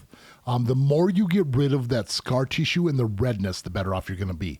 Now, if you go in to get your tragus re-pierced and you can still see that redness around there, the redness, when I find them re-pierced next to it, it never goes away. So it's never going to look healed. It'll always look red. So you need your skin looking as close to normal as possible. So I want you, once the wound closes, get in there with your fingers, you can massage it. If you have vitamin E oil pills, a lot of people will like pop those open with a little needle, put that vitamin E oil, that'll break down the scar tissue. You can buy Mederma. But the key is to massage it, get it to look as close to normal as possible. Again, I said a minimum of a month, but if it's still red or has a bump, give it a little bit longer. And if it looks good after, 3-4 weeks and it seems like there's no redness and you just see a little tiny bit of a scar from the old piercing, you're ready. Yep. Heck yes. Heck yes. Ellen Farrelly says, "I love this guy." Me too. I love you too, Ellen. We love you too. Nova. Wait, was she talking to me or you? Definitely me. Definitely you, yeah. I love Nova too. Schmello, or SH Mello, said, "Hi, Baby Piercer here from Orlando. I was wondering how you personally determine if someone has the anatomy for a floating navel. I can identify standard anatomy, but get nervous when looking for floating." Okay, Nova, do you want to pull up some floating navel piercings here? This is a fantastic question because, like I was just saying earlier, it's hard to determine what the right anatomy is. I feel like there's proper anatomy for a regular navel, proper anatomy for a floating, and sometimes the in-between makes it really, really tough. Okay, so, the Reddit one right there is my floating navel. Yeah, that is not a floating navel. That's just not because even a you navel. have a disc on the top, on the bottom, doesn't make it floating. Now, a floating navel should be close to where the disc is in that one. That's a better floating navel. There's not a good solid ridge on the end, and it's kind of flat going in. And that way, like when you bend over, you can see how the crease on the side. You're not going to be affecting things. So. All right, now we're messing things up here. There we go. So yeah, this is a good candidate for a floating navel. The one just to the left of it with the blue gem on the top, the Instagram Sorry, the right. I'm sorry. Our lefts and rights are all backwards here. So This way or this one? the far side. Keep going. There you go. That one. That one is a great candidate for a floating navel instead of a regular navel. You know, because when you bend over, that gem's going to get inside there. And because you have the flat disc in there, it's not going to pinch when you bend over. There's another good example. This one's just okay. It's just okay. It's not the most optimum one. Yeah. That one was you. I know it was. Fun of you. Okay. I know it was. Good. Oh, and see the gem one right there? That one right there. These are called chandelier navel jewelry. When you have a top navel, a lot of times you don't get as much jewelry options. These look so good in a top floating or in a floating navel piercing, but you can't see the inside. Let's go to there. It looks like my piercing. That one right there. Yeah. Yeah, I didn't actually do that one, but that's a perfect candidate for a regular navel piercing. You know, because like putting a disc on the end, it's yeah. What else do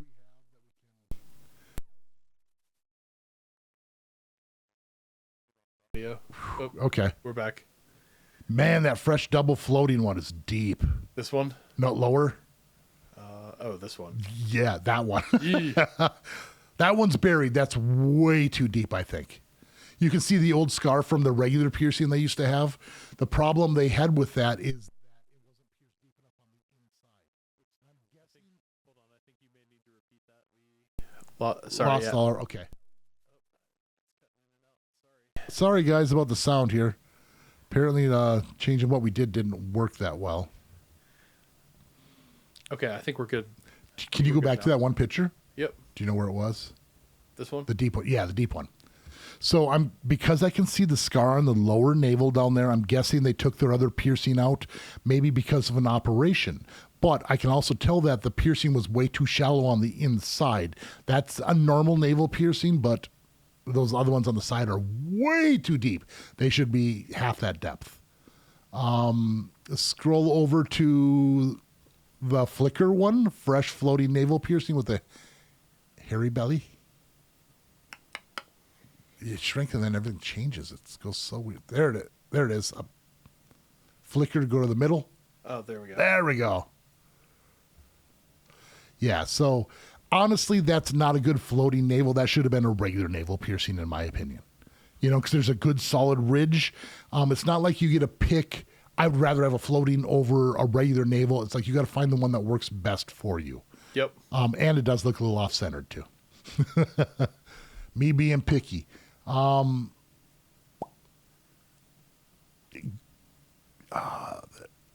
Yeah, but see, a lot of these are more surface piercings when they're too high up. Piercing needs to be on the inside of the belly button. But floating navel, you don't have a ridge. If it has a ridge, then it's going to be a normal piercing. Awesome. Yep. Cool.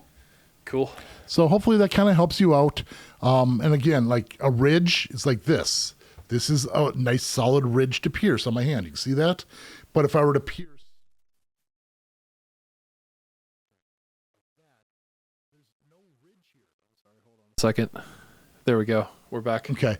This is where there's no ridge, and this is where a floating navel, you'd want to kind of bury it deeper so it works. But this is a natural ridge. That's a normal navel. That's more of a floating navel, but you got to bury it. It's hard. I didn't explain that very well. I'm sorry. I tried. No, I think you did a good job. Did I do okay? Okay. Yeah, this one might not be a bad idea to draw. Like maybe you could kind of draw what like we used to make like a C shape almost, and then put like a little divot over the thing.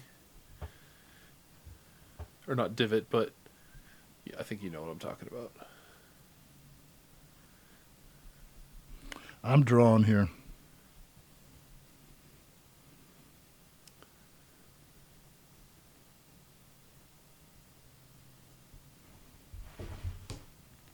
Okay. So this is like a normal navel if you're looking from the side view. You have that natural ridge and it goes in, and the piercing is going to look up and down. But if you have a rounded navel like this, you have to bring this one down a little tiny bit, and then the disc is on the inside, you're not going to see that anyway. So you want something flat and flush so you don't have anything protruding or rubbing against anything else. So if you have a ridge, you get a normal piercing. If it's more round or flat in that area, you have to get the floating navel. With the floating navel, there's always a much higher chance of rejection because sometimes the body says no and the skin gets less and less and less until it pushes all the way out. But when you grab a good solid ridge like this, it's hard for that to grow out because the skin's naturally there. Pull that mic closer again. So I think that's a good explanation. Thank you. Let's see, from Anastasia, another question for you, Scott. I sent a message on Instagram about a chin piercing. Curious if you've ever done one of these and what your thoughts are. I do believe I got back to you with a few things. So feel free to check that. Yes. I have done them in the past. There's not a huge request for chin piercings, and I'm guessing you're talking like on the tip of your chin. You can't see it with my beard, but you use like a little curved barbell in there. If I remember right, the people I pierced, they said it wasn't very painful. It's going to leave a scar. You know, that's something where it's really hard to cover that scar. If it rejects, it's going to leave a really, really big scar. So it's not something like hey, I don't have any piercings. It's not a good starter. Second. Sound again? Yeah, it just keeps going in and out. I'm not changing anything. I'm not sure what's going on. I'm sorry. This sucks. Sorry, guys. All right, I think we're all right. Okay. But yeah, this is not a chin piercing. Is not what I'm going to offer to just anyone. So if you came in like, oh, this is my first piercing, I want to do a chin piercing. I'm like, nope. You know, it's going to leave a huge scar. You don't understand the healing process, the ramifications with that. So you got to have a couple piercings already. And it's a rougher healing piercing. There's a lot of movement. You're going to get hit on things. What's the likelihood of rejection?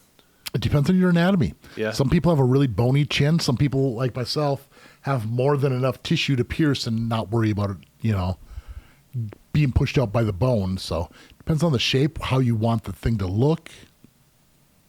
Cool. If you have the right anatomy, it should heal. Awesome. Yeah. Well, yeah, there you go. So feel free to book with Scott. Yeah. We'll see if we can get it done. Cool. Let's see. Not a real common piercing. Not common at all. Agreed. Delilah is commenting on, she said her dahlias are 16 gauge. One more week of long bars. None of my piercers use clamps, but the first piercer used externally threaded bars that were oxidizing in my face. You get what you pay for. Yes, you do. It's true. Oxidizing meaning it's trying to rust and you're getting some stains on there. You're going to have some like black carbony type things on there, which can actually tattoo the skin. So, yeah. People are like, oh, it's only $5. How can you go wrong? We just told you several ways you can go wrong. So get a quality piercer, and it's, yeah. And 16 gauge isn't bad. I just find that 14 can work a little bit better. Mm-hmm. And just because I said I clamp them doesn't mean other piercers can't do freehand. I find I have more control and can do it faster and more accurately with the clamp. That's why I do it. I do what's best for the customer. So I think that's good. Yeah. It's the way all piercers should be. And, you know, if you say, hey, like I do a freehand because it's going to be less painful and I still have just one, then cool, do what's best for the customer. That's ultimately. But just because I said I clamp, it doesn't mean they all have to. It's true. Yep. As long as you're getting the job done well. Yep. Absolutely. Sarah asks, is there a piercing you would love to try, Scott, but you were almost certain it wouldn't heal or would reject? I'd like to get my brain pierced. You know, back in the day, I saw a National Geographic magazine. No, not National Geographic, a National Enquirer. You know, the ones at the grocery store that have all the ridiculous story, like Bat Boy and whatever. And there was this one, I bought it. I wish I still had it. It says, brain piercings coming in style. And it showed this bald punk rocker with a mohawk where he had the surface bar here with this giant ring. So yeah, you can grab enough skin to make it work. It's not through the brain, but it was a head piercing. And I just remember like, oh my God, please don't let that be a thing. So I would totally rock a head piercing. I wish I still had that picture. It was so good. That's wild. Yeah, and I think it was like before all the Photoshop stuff and all that, you know. So it was real. I think it was a dude who really got it, and it's like, yeah, we called it the Wild West of the 90s. We were doing a bunch of really stupid stuff. I got to see if I can find it. Hold on, I'm curious. Yeah. Yeah. National Enquirer brain piercing probably, or yeah. Remember the guy with the mohawk? How long ago? That had to have been 20 years ago. Yeah, interesting. So, and hey, if you guys haven't already, hit the like, hit the subscribe. We really would appreciate it. Just a quick little click and you're done. Yep, won't cost you a penny. And the more you do this, the bigger the channel can grow and the more we can get for you guys. So thank you so much for being here. Can't say it enough. I love all you guys. You're all so amazing and have gave me such an amazing career. I never, ever would have dreamed that this would have turned into a career and as incredible as it is. I can make people happy all day long. You know, what more can you ask for? Yes, indeed. Yeah. Yes, indeed. $1 zillion. It doesn't even matter, though. It doesn't even matter. I just buy more jewelry. Yeah, right. Same. From Tobias Waldo, trans man here. I just had top surgery, a removal of breasts and masculinization of tissue. Yep. That counts as a body mod, right? Question mark. 100%. Relieved that my septum didn't close up in surgery. You helped with that. Sweet. Yes, absolutely. Yeah, I just pierced a trans guy who had top surgery this last week. Last weekend went really, really well. And yeah, so just make sure you give it enough time if you want to get your nipples re-pierced, that everything does heal up in time. Some doctors really, really push it. They're like, oh, you're good to go in like 4 to 6 months, but give it a year plus, minimum of a year. Yeah. Yeah, better to wait too long than not long enough. Yeah, because the thing is once you get a surgery like that, like with all the scar tissue, everything's nice and taut and like kind of tight against there, and that's what's going to cause the piercing to reject. So yeah, so just let it go to the point where it's like if you have enough loose tissue to actually grab a hold of, then we're able to do it. But you want that tissue to completely reattach, minimum of a year. Got it. And congratulations on keeping your septum. That's pretty awesome. That is awesome. Yeah. S says, it's Shirley again. I'm a nurse practitioner. I know an RN and a dentist that pierce. Interesting. Yes. I have 5 piercings on one side and 6 on the other, 3 more to go, nose pierced. Thank you for the extra positivity. Absolutely. You know, we were talking about laws and things earlier, and I know here in Nevada, if you are a licensed medical professional, a nurse, doctor, or dentist, you can legally do piercings without actual any training. Now, if you are one of those medical practitioners of any sort, keep in mind a lot of your training that you have for being in your profession is opposite ours. You're trying to heal wounds closed. We're trying to heal them open. So most medical products can cause problems, but a piercing needle, you know, a hypodermic needle, they're all pretty similar. The only thing is like you're just going to have to take that hub off unless you're actually ordering the proper needles and stuff, which you should because it does make a difference. It's true. So I love that the medical community is like involved with this now too. Because back in the day, it's like we were constantly on the hunt for a piercing friendly doctor. This was the biggest nightmare because anytime it's like, go to the doctor if you have an infection, every old doctor's like, it's infected, take it out. You're going to get blood poisoning. This is not good for you anyways. And it's like, I don't care about your opinion. Tell me the facts. What do I need to do to get rid of this infection or what's the problem, you know?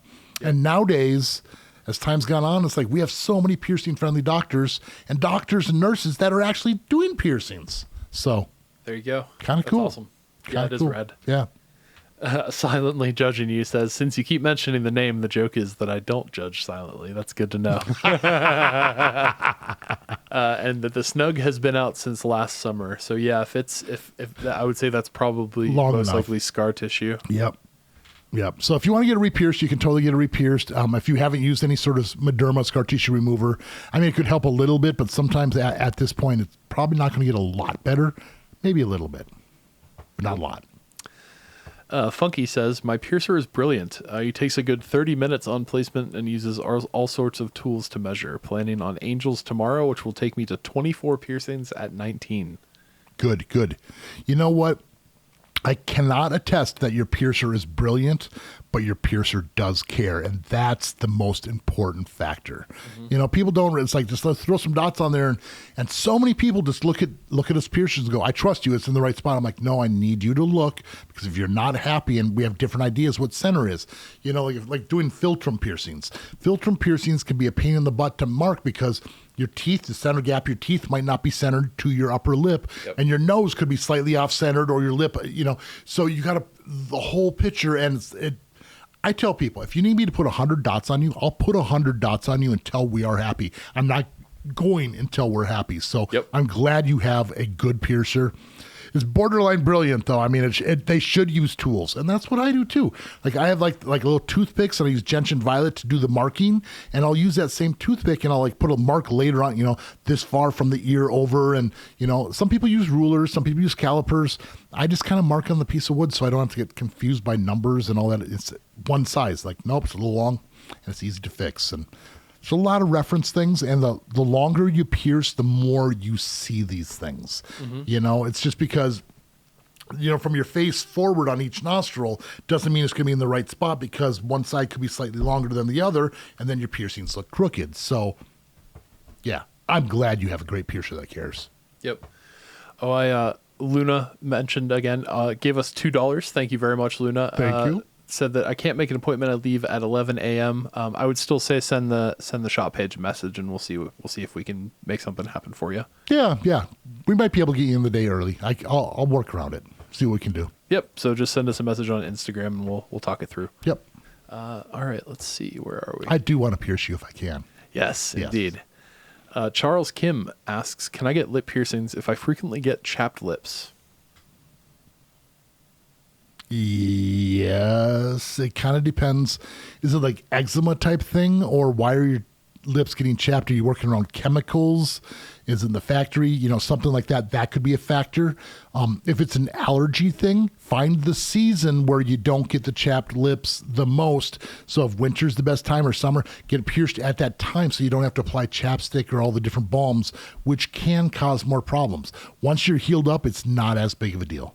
But if it's chapped and just constantly chafed and sore during the healing process, it's going to cause a rougher healing process, might cause more problems. Timing. It's all about the timing. It is all about timing. Yep. Deandra Dahl asks, hey, Scott, hope you're having a great day. What are your thoughts on stretched lip piercings and gum erosion? Are they less likely to cause issues than metal rubbing up against the teeth and gums? So I would assume they're talking about, wearing stone or something organic.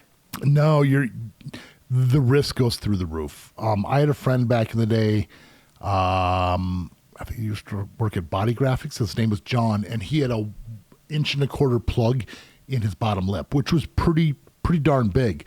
And last I talked to him, he was having his bottom teeth removed because they were all getting eroded and getting ready to fall out anyway. So you might as well just do it all professionally and get it done the right way. So if you're using these things, yeah, a lot of times the teeth come out. Look at all the different tribes that wear the big plates and stuff. They don't have teeth in that area. It doesn't work. If there's any sort of irritation, you will get gum erosion, which means it just gets less and less and less until your teeth will fall out. So that's why smaller, proper fitting jewelry works the best. Mm-hmm. So, yep.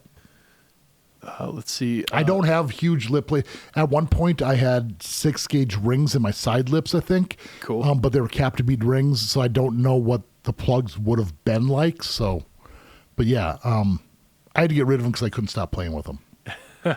That's me with oral piercings also. Yep. Let's see.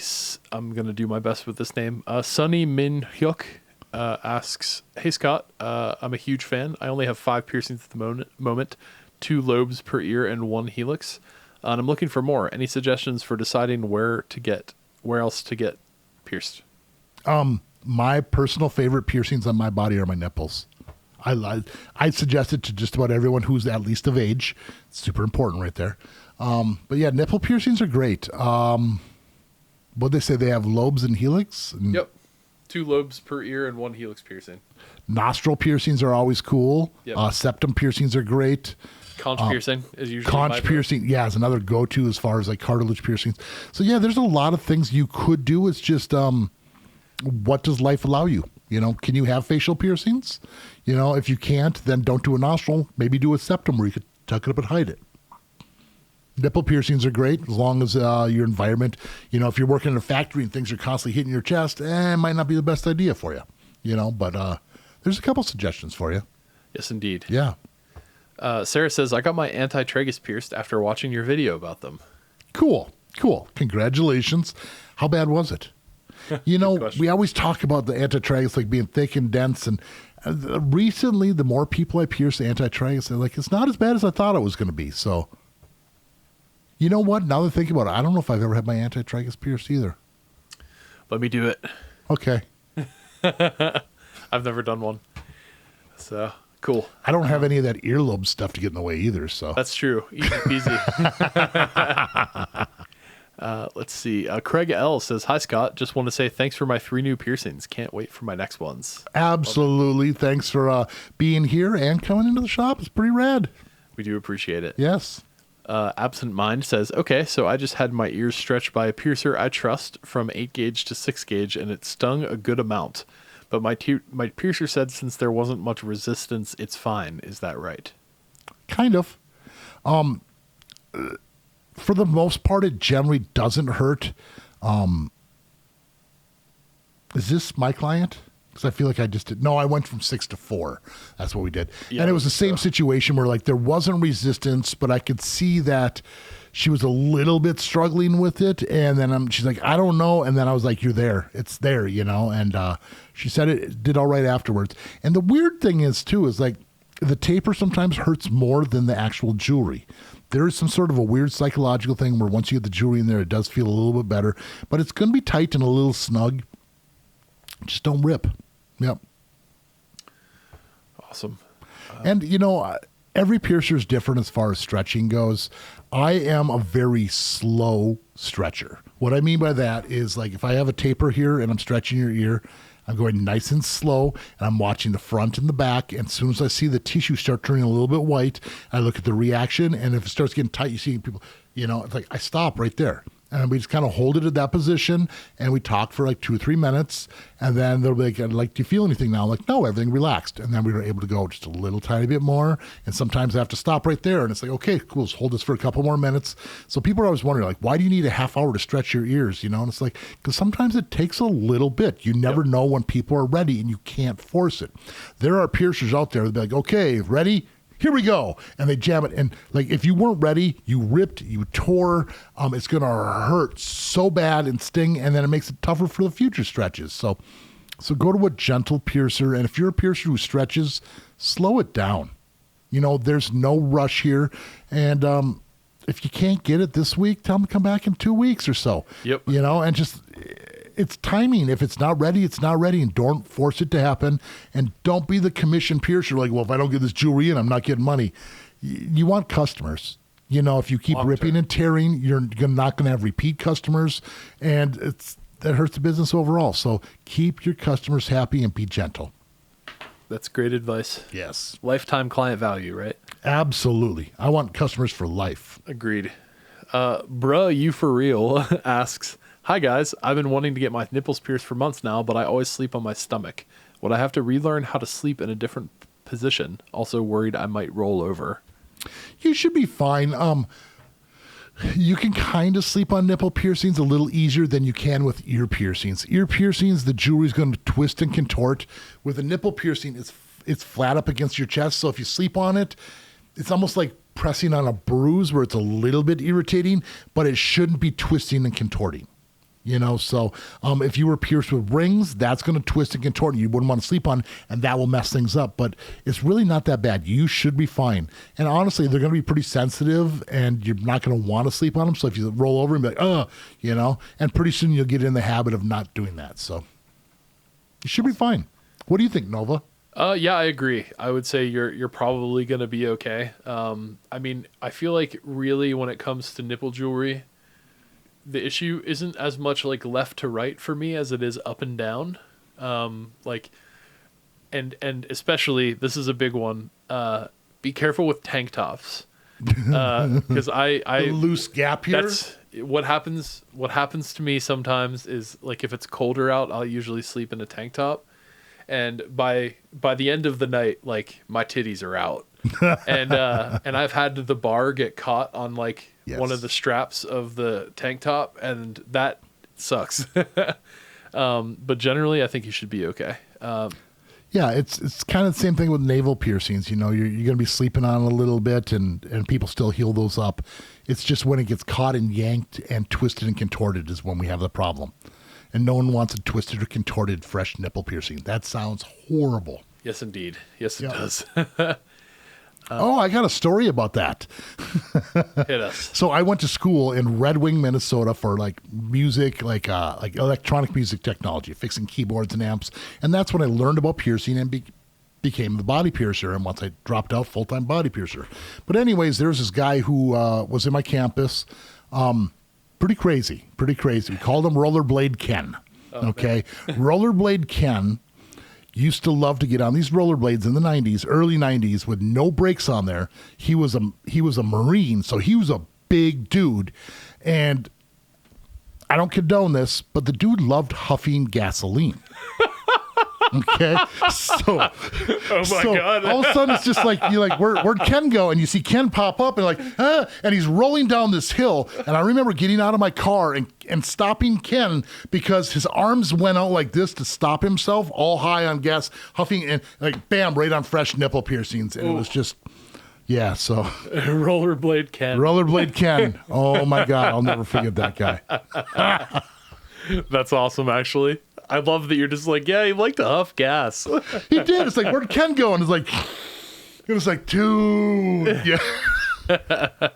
College days. Yes, good times. Yeah. Good times. Don't condone that at all. No. Bad idea. Yes, indeed. Do I share too much sometimes? No. No. Okay, good. Yeah, we can take the official stance. On the Piercing with Scott podcast, we say no to huffing gasoline. It's bad. It's really bad. Don't ever do it. And by the way, I never did that. That was all Rollerblade Ken. It was like, not everyone in our college, everyone huffed gasoline. No, it was just Rollerblade Ken. It sounds like that was a Rollerblade Ken move. I love that all of the characters in your stories have hilarious names like Rollerblade Ken and Crazy Shane. They earn them. Yeah. Crazy Shane, like he's one of my best piercer friends in Minnesota, but he does like suspensions and suspension parties, and you see people like hang from hooks, and you see how people kind of gradually go up. Not Shane. He gets the hooks in his back, climbs up a ladder about 3 steps, and jumps off. Brutal. Crazy. He earns it.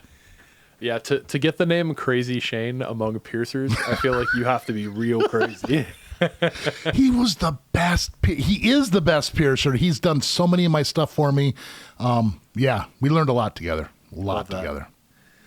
All right, from Micro Floof Seal. Hi, all. Glad to be able to catch a live. Question, is there a way to order jewelry from your shop, or is that only possible in person? The shops near me don't do threadless jewelry, and I need new ends for my barbells. And I know I can trust the metal you use, but I live out of state. Yeah. So unfortunately, we were just talking about this today. It's something that we would love to do, but not something that is probably going to happen soon. I would ask where you are. We have friends in most major cities or close by. So if you hit us with a city or a zip code, you can also feel free to DM the shop page on Instagram at piercing.vegas if you don't want to put it out in public. I would be happy to steer you to somebody that we trust. It is a possibility. And for some of my old-time fans here, we did talk about doing a website and selling jewelry, but that kind of all fell through when Jared and I kind of went our separate ways that way. But now I'm looking at getting a bigger shop. And if I have a bigger shop, I'm going to have more staff, and I might be able to work something out here. So it is a possibility in the future, but it's going to be probably at least a year. At least a year before I even consider that. Yep. 6 months to move, and then I would have to get everything all figured out and how to make that work. But so I'd love to be able to get you some jewelry, because I know we need it, and we hear this struggle all the time, and it's really, really frustrating. So, yeah, we need you guys to have good jewelry. Yes, indeedy. So we've got a couple questions from Soup Kitchen Richard. Sure. Hey, sorry if this is a repeated question, but how can I get into the industry and find work as a piercer? I love the art, but I've had enough bad piercings that I want to be the quality I never got. Also, sorry if I ask too much. Never say sorry. Feel free to ask as much as you want. That's why we're here. We love helping you guys. We love answering questions. Yep. And the last part, my septum was pierced crooked, but they told me that I could train the piercing to be straight, but it never worked. Doesn't stay permanently closed anymore. Current piercer says it can't re-pierce because of that. Any advice? So let's start with the first question, which is how can I get into the industry and find work as a piercer? So you need to get an apprenticeship.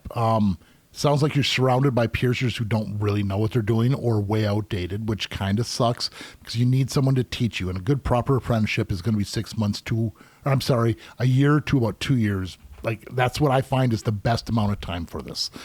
Here in Nevada, they say that we have to have a minimum of 6 months for apprenticeship, and that's just too little. So yeah, you got to find an apprenticeship. Then you need to get licensed through the city, depending on the city or state, however it is. And then in the meantime, if you want to become that good piercer, learn all the piercing names properly. Learn your anatomy, the proper anatomy terms of the ear, the helix, the snug, the anti-helix, the crux of the ear. All these things are different real terms, and you need to know that. So yeah, anatomy, physiology, that kind of stuff. And then there's also seminars you could take, like the Fakir Intensives course. You could also subscribe to Ryan Ouellette's Piercing Wizard podcast, which is fantastic. And you can learn a lot there. Now, the worst thing you can do is take that information and say, oh, I'm a piercer now, and start doing it on your own, because you're going to develop some really bad habits, and you can give people diseases, and you can cause a lot of massive scarring.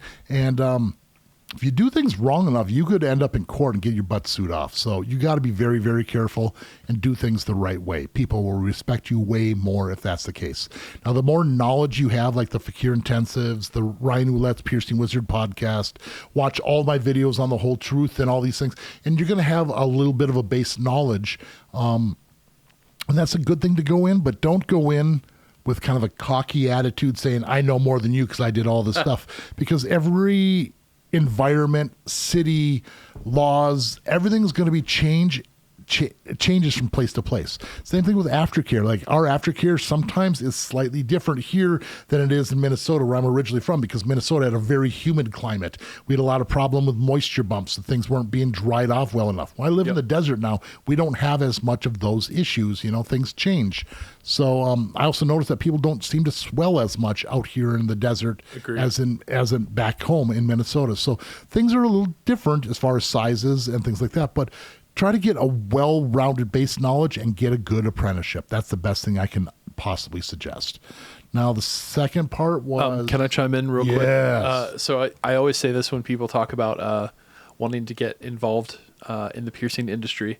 So you kind of touched on this, Scott, but I really think that the most important part is to find a piercer that you know and love, develop some kind of relationship with them, go and get pierced by them, ask questions. Sexual. Yeah, not like that. No, it's never a good idea. Don't do that. Yeah. I hear this over and over. Absolutely. People sleeping with their apprentices, and it's like, don't. Creepy. Keep it separate. Yeah, don't do that. Separate. When I say relationship, I mean like a professional relationship. Develop a relationship with a piercer that you trust. Let them know that you are interested in becoming an apprentice. Ask questions. Try and get some guidance from them. I would also recommend there are a couple of books that you can check out. Modern Primitives is a classic one. Elaine Angel's Piercing Bible is great. Running the Gauntlet. I was just going to say Running the Gauntlet, I think those are like the if I were giving anybody 3 books to start in the piercing industry, that's it. It would be those 3, I think. So. Mm-hmm. And there are other books where you can learn about people and you can learn about history and you can learn, but for the most part, those are the core ones where you're going to get some really good, solid information. Absolutely. Again, don't pierce at home. Don't get bad habits. Agreed. Let's see. And then also, if you find a good shop, see if they're hiring. See if you're looking for front counter help. You can learn a lot just working the front counter, understanding jewelry sizes, how the system works. And, if you build up the trust with that other piercer and they're ready to bring someone on, it's like you're a good candidate. Yeah, I think that's a great idea too. Mm-hmm. Getting in the front door, literally, can be a huge step in the right direction. Yep. What was the second part of the question? So the second question was, my septum was pierced crooked, and they told me that I could train the piercing to be straight. That's old school. Yeah, it doesn't. I've told that to people before too. Yeah. Yeah. Doesn't close permanently anymore. And the current piercer says that it can't be re-pierced. It can be. If you leave jewelry out of it, okay, it's going to shrink up quite a bit. The hole still might be slightly there, but get it re-pierced at a larger size. Get it pierced at a 12 gauge. It's going to probably shrink up to maybe an 18 gauge where an 18's tight, but it's still there. But pierce the 12, and then you're going to kind of retrain or rebore that hole to that proper size. There's also the possibility where it might have been pierced too low or too high or too much back and needs to be more forward. So there's other places. I've done double septum piercings on people before. One in front, one in back. I've done one lower, one higher. This is not an easy thing to do. And if you're a new piercer, don't even attempt this because they're going to be crooked. It's really, really hard to get that right. I just got really lucky in the past. But my point is there's room. You can make it happen. But if you're wearing jewelry all the time, it definitely won't close up. Leave jewelry out, massage it on a regular basis, and just get pierced at a 12 gauge. A 16 to a 12 gauge may look kind of big, but your body's not going to feel it if you're in the proper spot. It's true. Yep. It's true. All right. Oh, Tina was talking about her conch piercing. She said she had to be pierced with a 1/2 inch bar. I swell a lot. Ooh. Yeah, that's tough. 1/2 inch is big. 1/2 inch is really big that's still shorter than the 5/8 that I was starting people off with. But I'm guessing you probably had to upsize because most piercers don't pierce at the 1/2 inch right away. Maybe they did. Could be. Maybe. That'd be pretty big for an initial, I think. Yeah. But let's see. Craig L asks, what are your thoughts on lobe piercing and stretching versus going to a gauge? I think they mean going to stretching it first with a punch. I really want to do both of my ears in the fall and gauge them small. So it sounds like they want small stretched ears, and they're trying to see if they should do a large gauge lobe piercing or stretch it, I think, because punches actually are not legal in the United States. You don't ever want to punch your earlobes anyways. I don't know why people will punch an earlobe because if you want to stretch your ears, why are you removing the tissue to stretch? It's a good question. It's like, tissue. Because after you stretch so far, your ears start getting thin. You can't go that big. But if you're removing all that tissue, there's not anything left to really stretch. So punches are terrible for an earlobe piercing. I've always hated that. Punches are for helix piercings, up top up here, because you can't really stretch the cartilage the same way. It can be done. It's not easy. So therefore, a lot of people punch larger cartilage piercings like that if you're going to do it. Mm-hmm. I'm always a fan of pierce small, stretch up to the right size. I agree. It just gives you more options. You appreciate the journey. You appreciate your piercing a lot more. Yeah. Especially if you're going small, because if you do pierce them at a larger size, say your goal size is, you said small, so I don't know, 8. Say you pierce them at an 8, that jewelry is going to be falling out of your ears soon, and you're going to have to go bigger. Forced to stretch. Yeah, so I would definitely recommend just getting pierced at a 16 gauge or 18 gauge or whatever.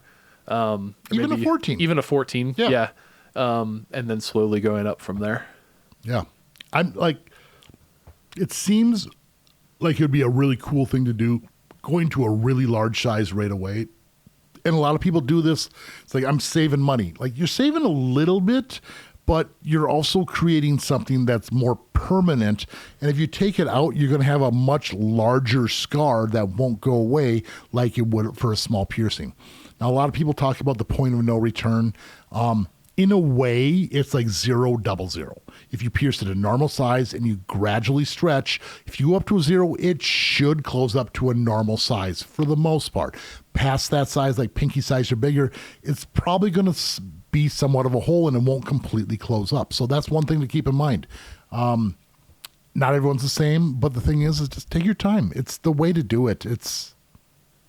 I don't know why I'm so opposed to the large gauge stuff, but it feels like you're trying to cheat the system when there's a better way to go about it. Agreed. And just patience. I think it's the concept of, I think maybe what you hate is the impatience that comes along with a lot of the people that want large gauge piercings and want it now, as opposed to doing it the right way, taking it slow and low, and doing it as intended, so to speak. Maybe? I don't know. Yeah, and you're cheating yourself out of a lot of joy. Think about that. Every time you hit your goal, the looks of people's faces in the mirror, it's next size is bigger, it's bigger. Yep. You skip that 10 times, that happy feeling 10 or 12 times, just, and it's finding all the different styles of jewelry and stuff on the way up there. It's not crazy expensive. Yeah, you could spend a ton of money on it, but you don't have to. Like glass plugs, $20-$30 for maybe a set. It's not that much money every 2 months. Agreed. It really isn't. That's one meal at McDonald's. It's true. Yeah, it's crazy. That is crazy. Yeah. So. Let's see. Tina asks, in some states in the U.S., do piercings have to be done only by a physician? I'm not aware of any states where that is the case. I've never heard that before. Yeah. There's been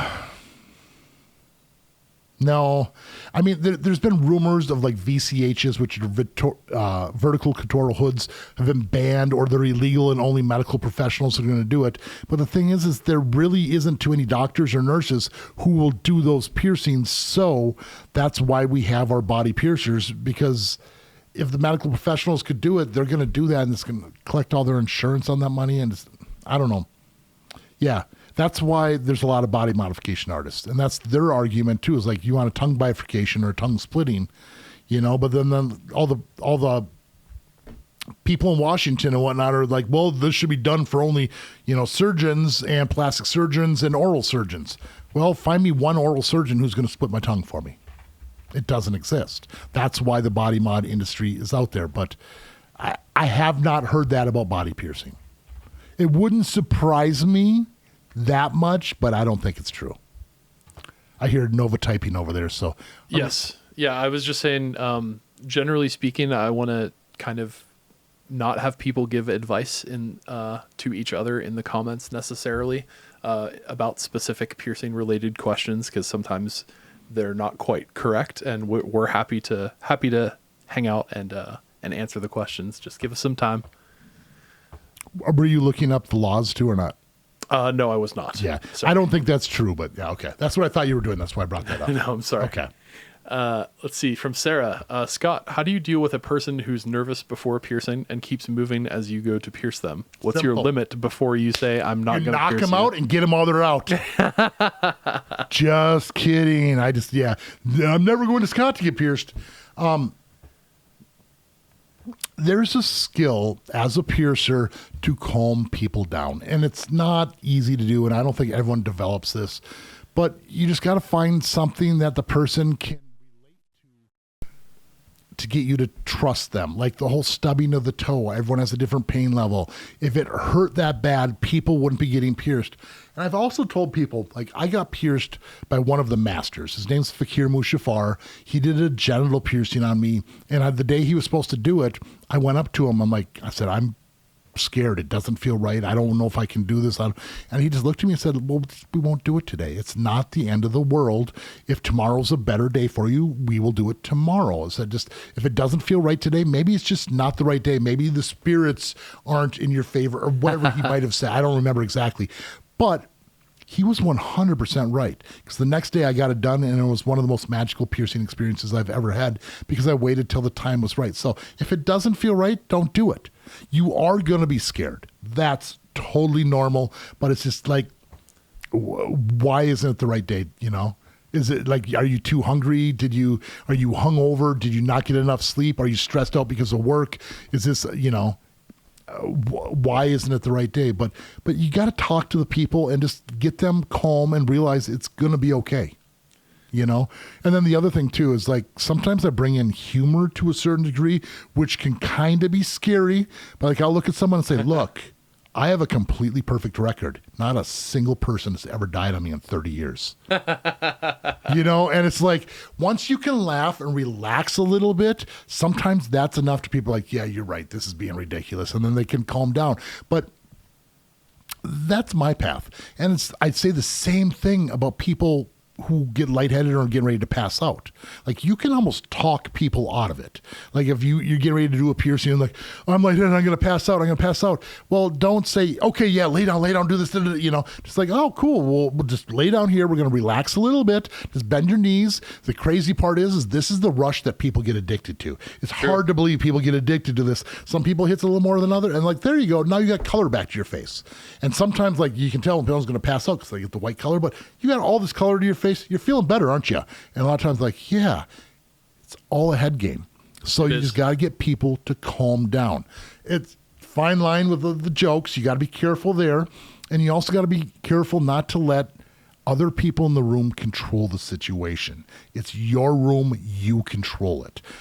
When I'm piercing kids are always scared, and it's really hard for me to say sometimes. Sometimes you got to look at the parents and go, I got this. You know, just be quiet. Let me do my thing. Yep. You know, because like sometimes too much coddling from parents and everyone's saying it's overload on a kid or whoever's getting pierced. So control the situation.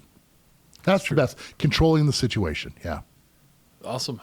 Well, thank you for that. Great question. Thanks for asking that. Yeah, and for what it's worth, pretty much everybody that gets pierced gets nervous before piercing, myself included. Mm-hmm. So. Even I do. I've been pierced hundreds of times and I still get butterflies. Yep. They're little ones, but I still get them. Excuse me. I have the hiccups now too. How are we doing for time? I've completely lost track of this point. We are at 2 hours. In about 2 minutes, I figured we'd go a little past there since we've got a few more questions. If you're up for it, I totally am. Sweet. God, time flies so fast. I was like, yes, it does. Have we hit an hour yet? Yeah, we're about to hit 2. Emily Rosta said, "Hey Scott, Nova, thanks for the live streams. Love them. Wondering if Monroe piercings are safe or if the risk to gums is quite high." Your eye tooth, that's kind of like the canine sharp one there. Sometimes in the gums, it protrudes a little bit. So when I mark for the piercing, I make sure it's not on that spot. Now, the thing is once you downsize to a shorter post, the disc gets nested a little bit into the lip and pulls it away. So you're generally not going to be a problem unless it's right over that eye tooth and that gum. If it's pressing right up against it, that's going to be irritation. Other than that, I really haven't seen too many other problems. I will say for a Monroe piercing, because they're not as popular as they used to be, don't go in the crease of the smile line or outside of it. It needs to be in. A lot of people think they put it right in the crease, but there's too much movement. It causes way too much scarring and generally causes more problems. So stay out of the smile line and be careful of the eye tooth a little bit. Sometimes just moving it over like 2 dots or 3 dots is more than enough to get it out of the way. Yep. Placement is really important, especially with oral piercings. There was somebody on the Instagram that was asking about what are we calling them? The upper paired off-center vertical or inverse vertical labret piercings. Some people are calling them vampire bites. And somebody was asking about tooth and gum damage on those, and especially on those. Placement is extremely, extremely important. Yes. For those, let's talk about those vampire bites. Can you pull up the picture by any chance? Okay. So the thing is it depends on how big your upper lip is. If you have a really thin lip, the piercing is going to be more vertical, more up and down, like a vertical, like a gesturum or a vertical labret. But the thing is, if you have more of a pouty and you can kind of angle it out a little tiny bit, then you're able to put a disc on the back. So if it's more vertical, you kind of have to stick with the more of a bead. I'm not sure if an M&M would work better in a situation like that or not. But anyways, it really depends on anatomy and the actual placement. Vampire bite. These are not the same. Oh, yes, the first one. The one you're pointing to, because it goes to the inside of the mouth. Okay, those are 2 vertical piercings. You look at the one unusual lip piercing right to the there you go. It's basically that, but instead of the bead coming on the outside of your lip, it goes onto the inside of your lip. Yep. So that's kind of the situation. There's probably a pretty high rejection rate on these ones because we're going through a lot of really, really soft tissue and it's easily irritated. So the right size jewelry, you have to start with long ones, definitely downsize, and find the stuff that works best for you. If you're ever wearing oral piercings and it's really hurting your gums, get it out. If you haven't downsized already, downsize first. And if you downsize and it still hurts and irritates your gums, I don't care how good it looks. Get it out.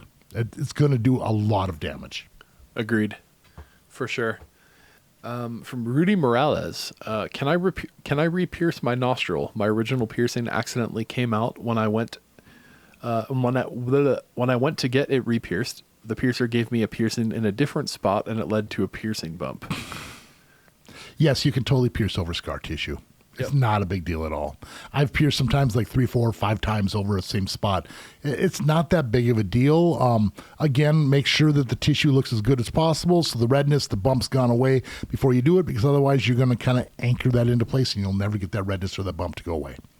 Yes. But yeah, totally safe. I don't understand why. it's the problem with a lot of piercers and tattoo artists and body mod artists who don't do their homework. I don't know, so I'm just going to put it in different. Why are you creating more scars on people when it doesn't have to, when you can do just a little tiny bit of research and figure out that it is safe? There's nothing dangerous about it. Yep. Do your research, piercers. Amen. And tattoo artists. Let's see. Silently judging you, asking, having come to the realization that I'm very tiny, I'm curious what bar length most people take in their upper ear. I take 5 millimeters. Upper ear, I would guess, meaning helix. And yep. I don't. That's a quarter inch. Is it quarter inch? Yep. I believe it is. It took me a long term to get used to the fact that I'm tiny too. That's smaller than quarter inch. It's like smaller than 7/32, actually. It's like in between 3/16 and 7/32. Wow. 7/32 is a 5.5 millimeter. I have had people come in. I have one client who has forward helixes, and I can't order a shorter enough bar for her. Like, I think we had 7/32 in there, and the bar was still sticking. So there are companies that make it shorter, but the thing is a lot of the threadless jewelry, the pins are actually longer than the length of the post. So you'd almost have to cut it and adjust it to make sure it fits in there. So, but yeah, it does happen. It does happen. You're not alone. It's true. Yep. Us tiny people need to stick together. Yeah, right. I'm not tiny, by the way. I'm like 6'2", almost 300 pounds. Yeah, same. Yeah. Delilah Ray asks, or says, totally agree with people that are scared of size. I have 1-inch stretched ears and have only just found a shop that carries larger sizes. Shop's 45 minutes away, but I want to go bigger. So worth it. Absolutely. Absolutely. And the thing is when you go to larger sizes like that, the wood grains, the glass, the stone, everything has way more detail, and it's almost like you want to hand pick out that jewelry. So it's nice to be able to see it. When you're dealing with like an 8-gauge plug in a stone or glass, it's like, it's pretty consistent. It's going to be that color or that stone, but that big, it's just the character. It's so much more, and it's fun to hand pick it out. My shop has a lot of plugs. I have stuff all the way up to 3 inches. We don't have a ton in the 3-inch range, but we have something in almost every single size. So if you need plugs, I should have your size.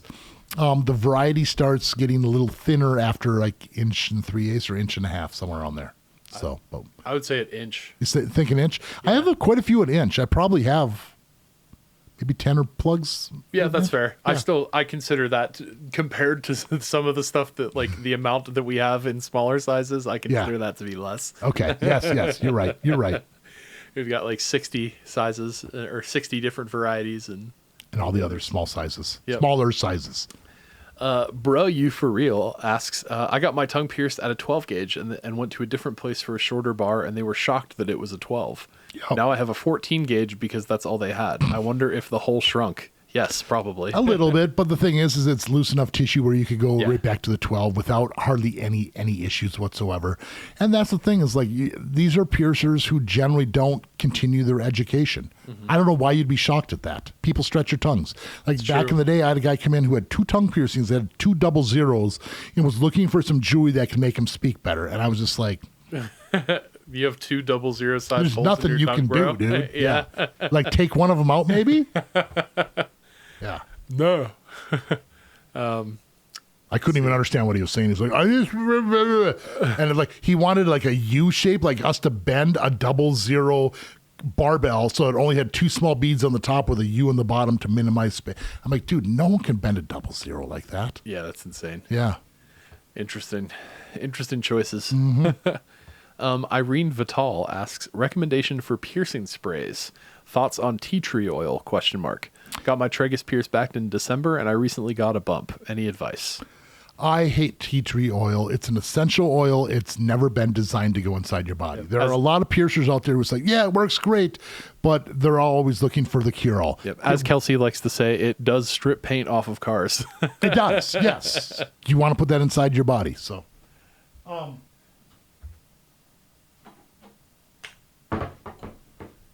So the 3 I generally suggest are going to be Steri-Wash.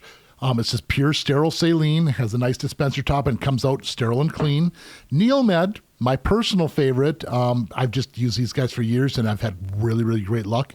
Comes out in a nice gentle mist. and also H2 Ocean. It's probably my third favorite because it has a bunch of lysine. I can't pronounce that. Yep. There's It has some other stuff in here that's supposed to help, but it's 32 other problems you could possibly have. So I like just pure sterile saline as opposed to the extra stuff. But this stuff isn't bad. It's just not as good, in my opinion, as these. Now, if you go to a pharmacy like Walgreens, CVS, or any drugstore, you're going to find wound wash, but make sure it says fine mist on there, because you know how like when you have a squirt bottle, you can have the full stream or you can adjust it so it comes out in a mist. You want the mist so it's nice and gentle on your piercing, because you need to spray directly on there. And if it's coming out at 300 feet per second and like a fire hose, you're going to irritate your piercing. Okay, you don't want to spray on a Q-tip or anything like that. You spray directly on there, let it sit, and then wipe off crusties with gauze or a paper towel. So those are my favorites. Neomeds 1, Steriwash number 2, and H2 Ocean is number 3. There's a bunch of other brands out there too, but just make sure there's not chemicals or other additives inside there. Yep, sterile saline is what you want. But yeah, as far as the bump goes, so chances are that's something called an irritation bump. And once you remove the source of that irritation, it should be A-okay. So I don't know if maybe it got caught on something. Traguses, I feel like maybe less so than nostrils, but I feel like are pretty notorious for bumps. Earphones, earbuds, stethoscopes that go in your ear, even though they don't hurt at the time, they will cause that bump. So you do need to refrain for those until it's all the way healed up. Yep, and another thing that I always like to mention with irritation bumps is they can take forever to get rid of. Be patient. Don't try to pop them. Just it's not a pimple. Yep, take it slow. Yep. Jessica, I feel like I can answer this one. What would you recommend regarding piercings and contact sports? I want to get into something, but I'm absolutely terrified of getting hit when I'm still scared to walk around without a bra. So I guess you're talking about nipple piercings specifically. Mm-hmm. I would definitely say to wait until they're healed before going back into doing contact sports. If I know, like I'm trying to heal a navel piercing while like getting punched in the stomach a couple times a week, and it's not great. Yeah, absolutely. Well, one thing to keep in mind for nipple piercings, I don't wear a bra, so I'm not 100% sure on this one here. Same.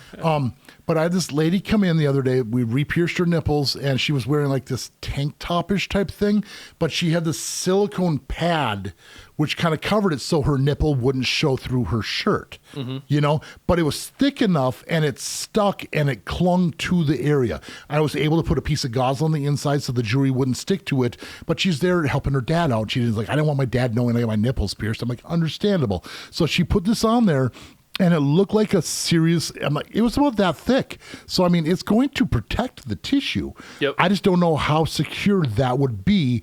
And depending on your contact sport, I mean, it's like putting a good protective barrier over the top of it. And that could be a really, really good solution for you. It could help for sure. Especially, I would say maybe, if possible, combining that with like a sports bra. So it reduces so it kind of holds it in movement. place. Yeah, that might be a good idea. But it does depend on the contact sport you're talking about, because there are always risks. Yeah, like if it's football or something, you have other rugby. But then if it's like jujitsu or something, you don't want to have your fake boob laying on the mat next to you, like, oh, your boob fell out. Yeah. Right. Good times.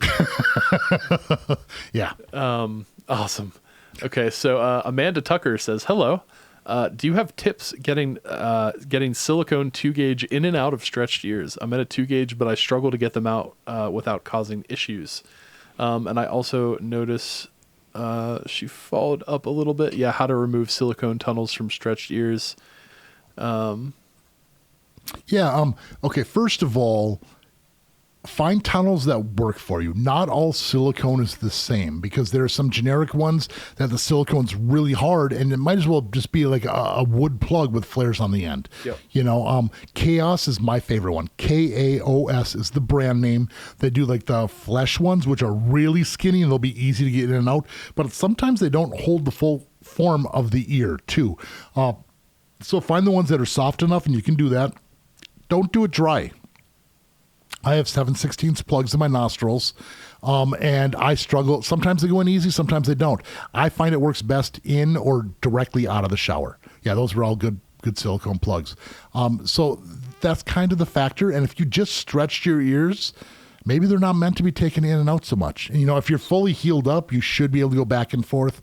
But just, make sure they're lubed up. And right after a shower, the hot water softens things out, and they tend to go a little bit easier. So, got it. Let's see. Delilah mentioned, just wanted to add that I put a bar across my nostrils instead of a chain because they're slightly off. I don't know if it's the angle or placement, but the bar sits more even than the chain does. Awesome. Yeah, that's awesome. Good for you. It's like you work with what you have, Sometimes, like, we can only stretch our ears so much. Sometimes if it's one piercing's height, it's not worth re-piercing.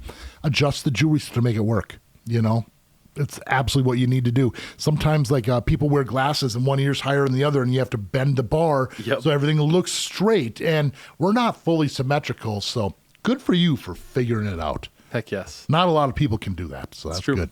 Yeah. Zalema is asking, my bindi dermal, meaning like forehead surface anchor, had it 6+ months, has a bluish bump underneath, not around it entirely for 2 weeks. Been leaving it alone besides keeping it clean, doing sterile saline soaks once a day. Will it likely go away anytime soon, potentially, and is that sufficient care for it? Less is more in a situation like this because it's something irritated. If it's a bluish kind of bump, that's tough. Yeah, it's tough. It could have been bruised. You might have bumped it and hit it, and there's a bruise underneath, and it's going to take a while. It says it's been there for 2 weeks. The bluish bump. Oh. To me, Make that sure sounds, it's not surfacing. Yeah, to me that sounds like it might be starting to come out. It's you had it for about 6+ months. I feel like the 6 to 8 months when surface anchors are like wanting to come out, I feel like that's when, or at least often, they come out around that time. I'm going to suggest using your camera phone, and you're going to want to probably like put it underneath like this so you can take a picture up to see how far it's sticking out, or have someone else take that picture for you. Take one picture today and another one a week from now and another one a week from now from that. And if it seems like it's coming out further, the piercing's rejecting, and your best bet is to take it out.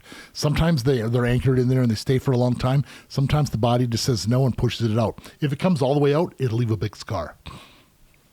Yes, indeed. Yes. Let's see. Delilah asks, is it possible to get a floating navel after a complete rejection, I assume, of a regular navel piercing? My mom wouldn't let me remove it in time, and all attempts of floating navels have also started to reject. To me, it sounds like you might just not have the anatomy for a navel piercing. If it completely rejected and you have a big line of scar tissue, that scar tissue is not near as strong as your original skin, so the chance of rejecting out is even much, much higher. I have seen it before where people have navel scars higher up on their belly button, but if it's more rounded, you might be able to pierce it lower with that floating navel being on the inside where you're still getting more of the fresh tissue. So you need to go to a good piercer, get a really good assessment. Is this something that can heal? Is it all through scar tissue, or is there some real tissue left in there where it won't? It's tough. It's tough. But yeah, scar tissue doesn't, if it rejects out once, they're more prone the second time and even more prone the third time. Got it. Yep. That's funny. The next question is actually, I'll be getting an anatomy consult in person after swimming season, but would I be a candidate for a floating navel when my navel piercing rejected? There's almost no scar tissue, so same answer. It's more about the shape of your belly button, so yeah, we'd have to see it to actually answer that properly. Awesome. Ann Boggs says, hi, I'm in Tennessee. Always enjoy your videos. Thanks for hanging out with us, Ann. Yeah, thanks, Ann. Appreciate you being here. Let's see. Jennifer Platt said, once again, I caught a live. Thank you both for the entertainment and endless learning. This is my absolute favorite channel. Thank you so much. We're so happy. It's such an honor to be able to have such wonderful people who follow us, and just good, positive community. You guys are the best. It's true. We love doing these, and we love talking to you guys. Yep.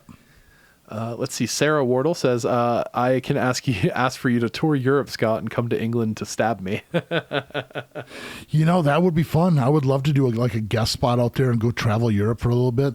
Maybe someday. Yeah, maybe someday. No promises. Craig L says, oh my God, RNs could pierce? ? Maybe it's time to do an apprenticeship with a sly, silly looking face. Yes. Emoji. Yes.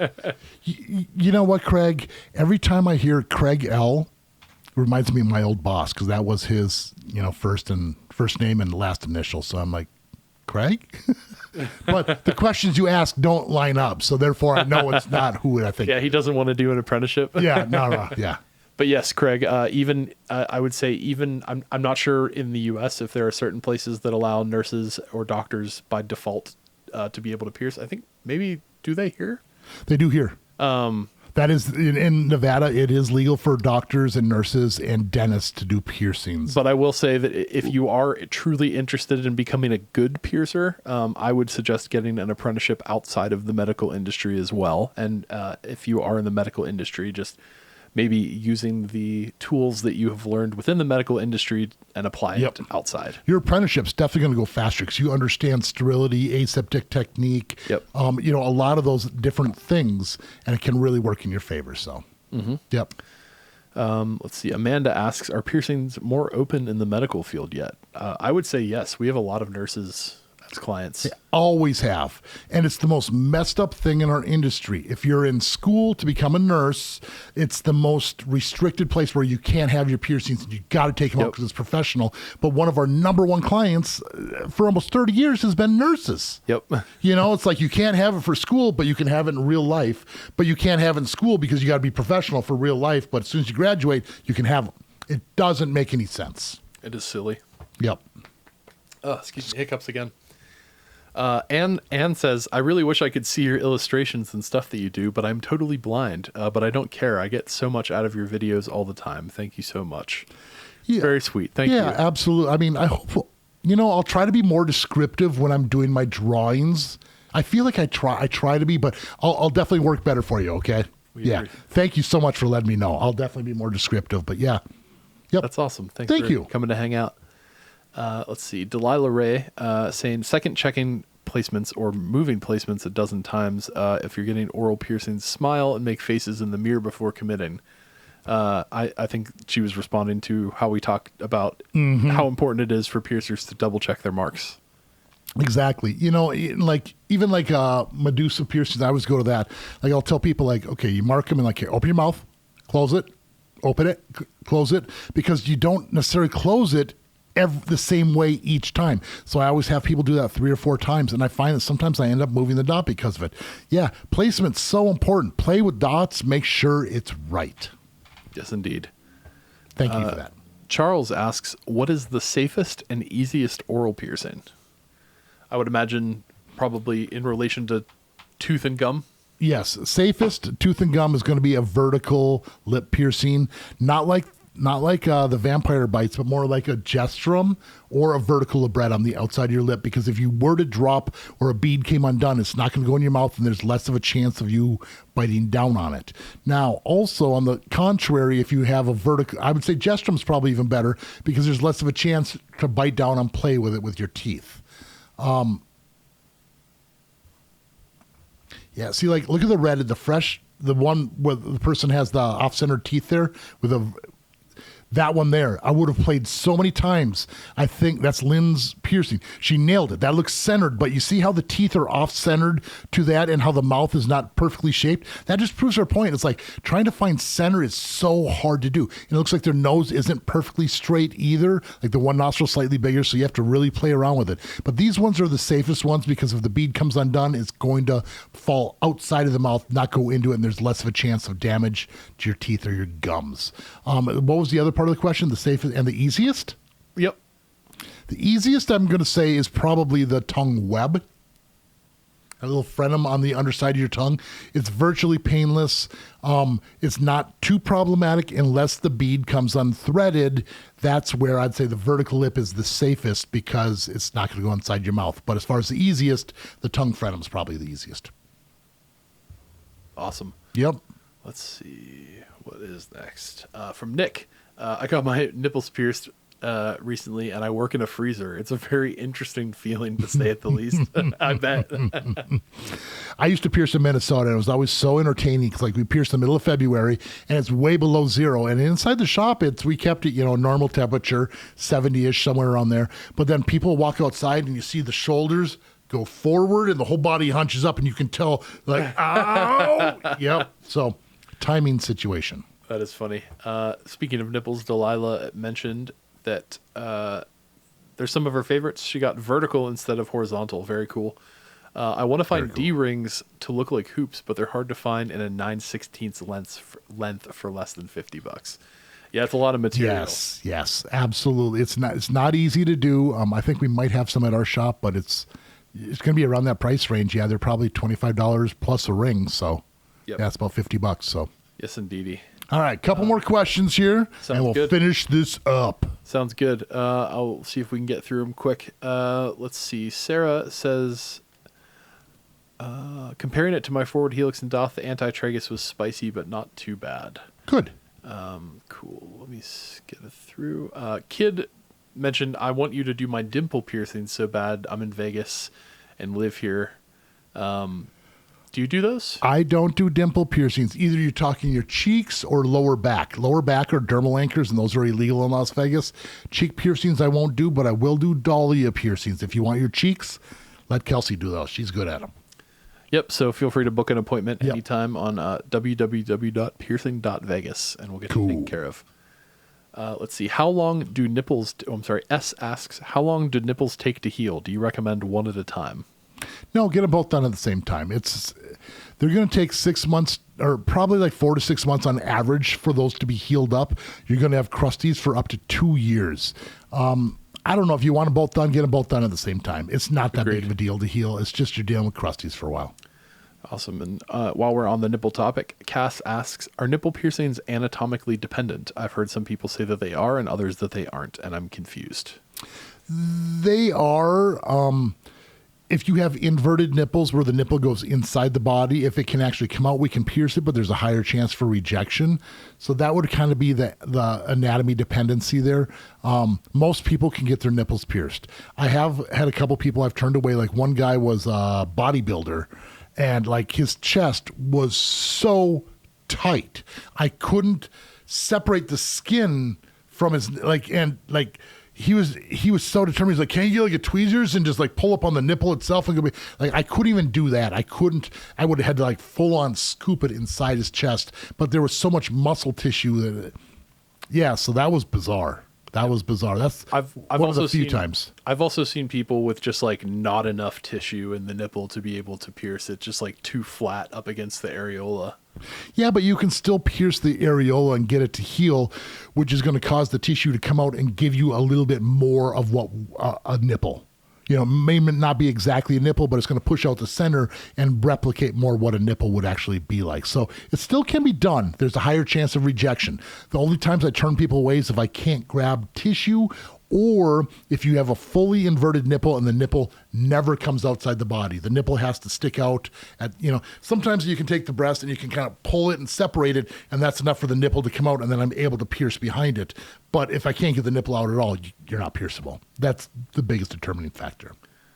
Awesome. The flatter the nipple is to the breast, the higher the chance for rejection, though. Yep. Let's see. So speaking of apprenticeships, what are your opinions on the Piercing Bible? An ex-mentor would negate some of what it says, and I'd love to know your thoughts on it. I think it's great. Yep. Most of the stuff in there is pretty accurate, up to date. There's a revision done. There's a lot of haters in the community. That's what it comes down to. It's like they're probably jealous they didn't write it. You know, there's more than one way to actually do a piercing, but Elaine Angel is brilliant. She's very intelligent. She explains things very, very well. Things get outdated. That's why we continue our education. But I mean, how many people keep rewriting their book every year to keep up to the date? She's already done it once, so it's pretty accurate and pretty darn good. Find me a better source of information.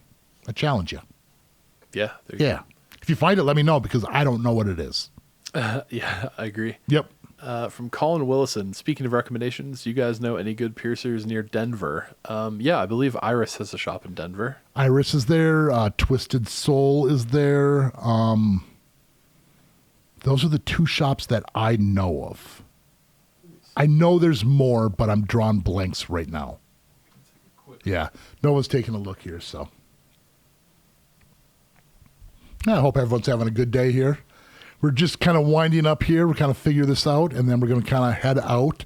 We'll be going again live next week. Unfortunately, we won't have Kelsey next week, but I believe we'll have her the week after. She got booked up way too soon before we can mark her off for this. So, awesome. Yeah. Yep. So while I'm looking this up, I'm going to move on. I'm going to try and get to people who haven't asked questions. Abigail asks, what's the best way to go about stretching lobes, and is it best to go to a piercer? You can do it yourself. Sometimes stacking lobes, taking other earrings and being able to put them in there one at a time, and kind of getting them slightly bigger. And if you pull down your earring, you can kind of see light through there. Sometimes you just put the slightly bigger one in there. You shouldn't have to go to a piercer every single time. Once you start getting to a larger size, like 4, 2 gauge, 0 gauge, sometimes you start needing some more assistance there, and that's where the piercer can help you out. After double zeros, I don't ever suggest using tapers. I hate them. They end up ripping and tearing and causing blowouts. So therefore, I think Teflon tape or like half sizes in the glass are going to be the best way to go about it. Agreed. And yeah, as far as Denver goes, Iris and Soul Tribe are both probably the move. There are some outside, but in Denver, that's your best bet. I got 2 16-gauge stacked lobe piercings 3 months ago. They're still itchy and sore. Could the healing process be longer than normal lobes because of the larger gauge and closeness of them? Yes, it kind of depends on how close it is to the antitragus, which is that part of cartilage on the top. Sometimes it rubs up against there, depending on how much room you have. And when you get close to that cartilage, it feels like lobe, but it's right next to cartilage. It does take a little longer to heal up, and if you're sleeping on it and it's pressing up against the cartilage, it's almost like it's going to keep that bruise there and be a little bit longer of a healing process.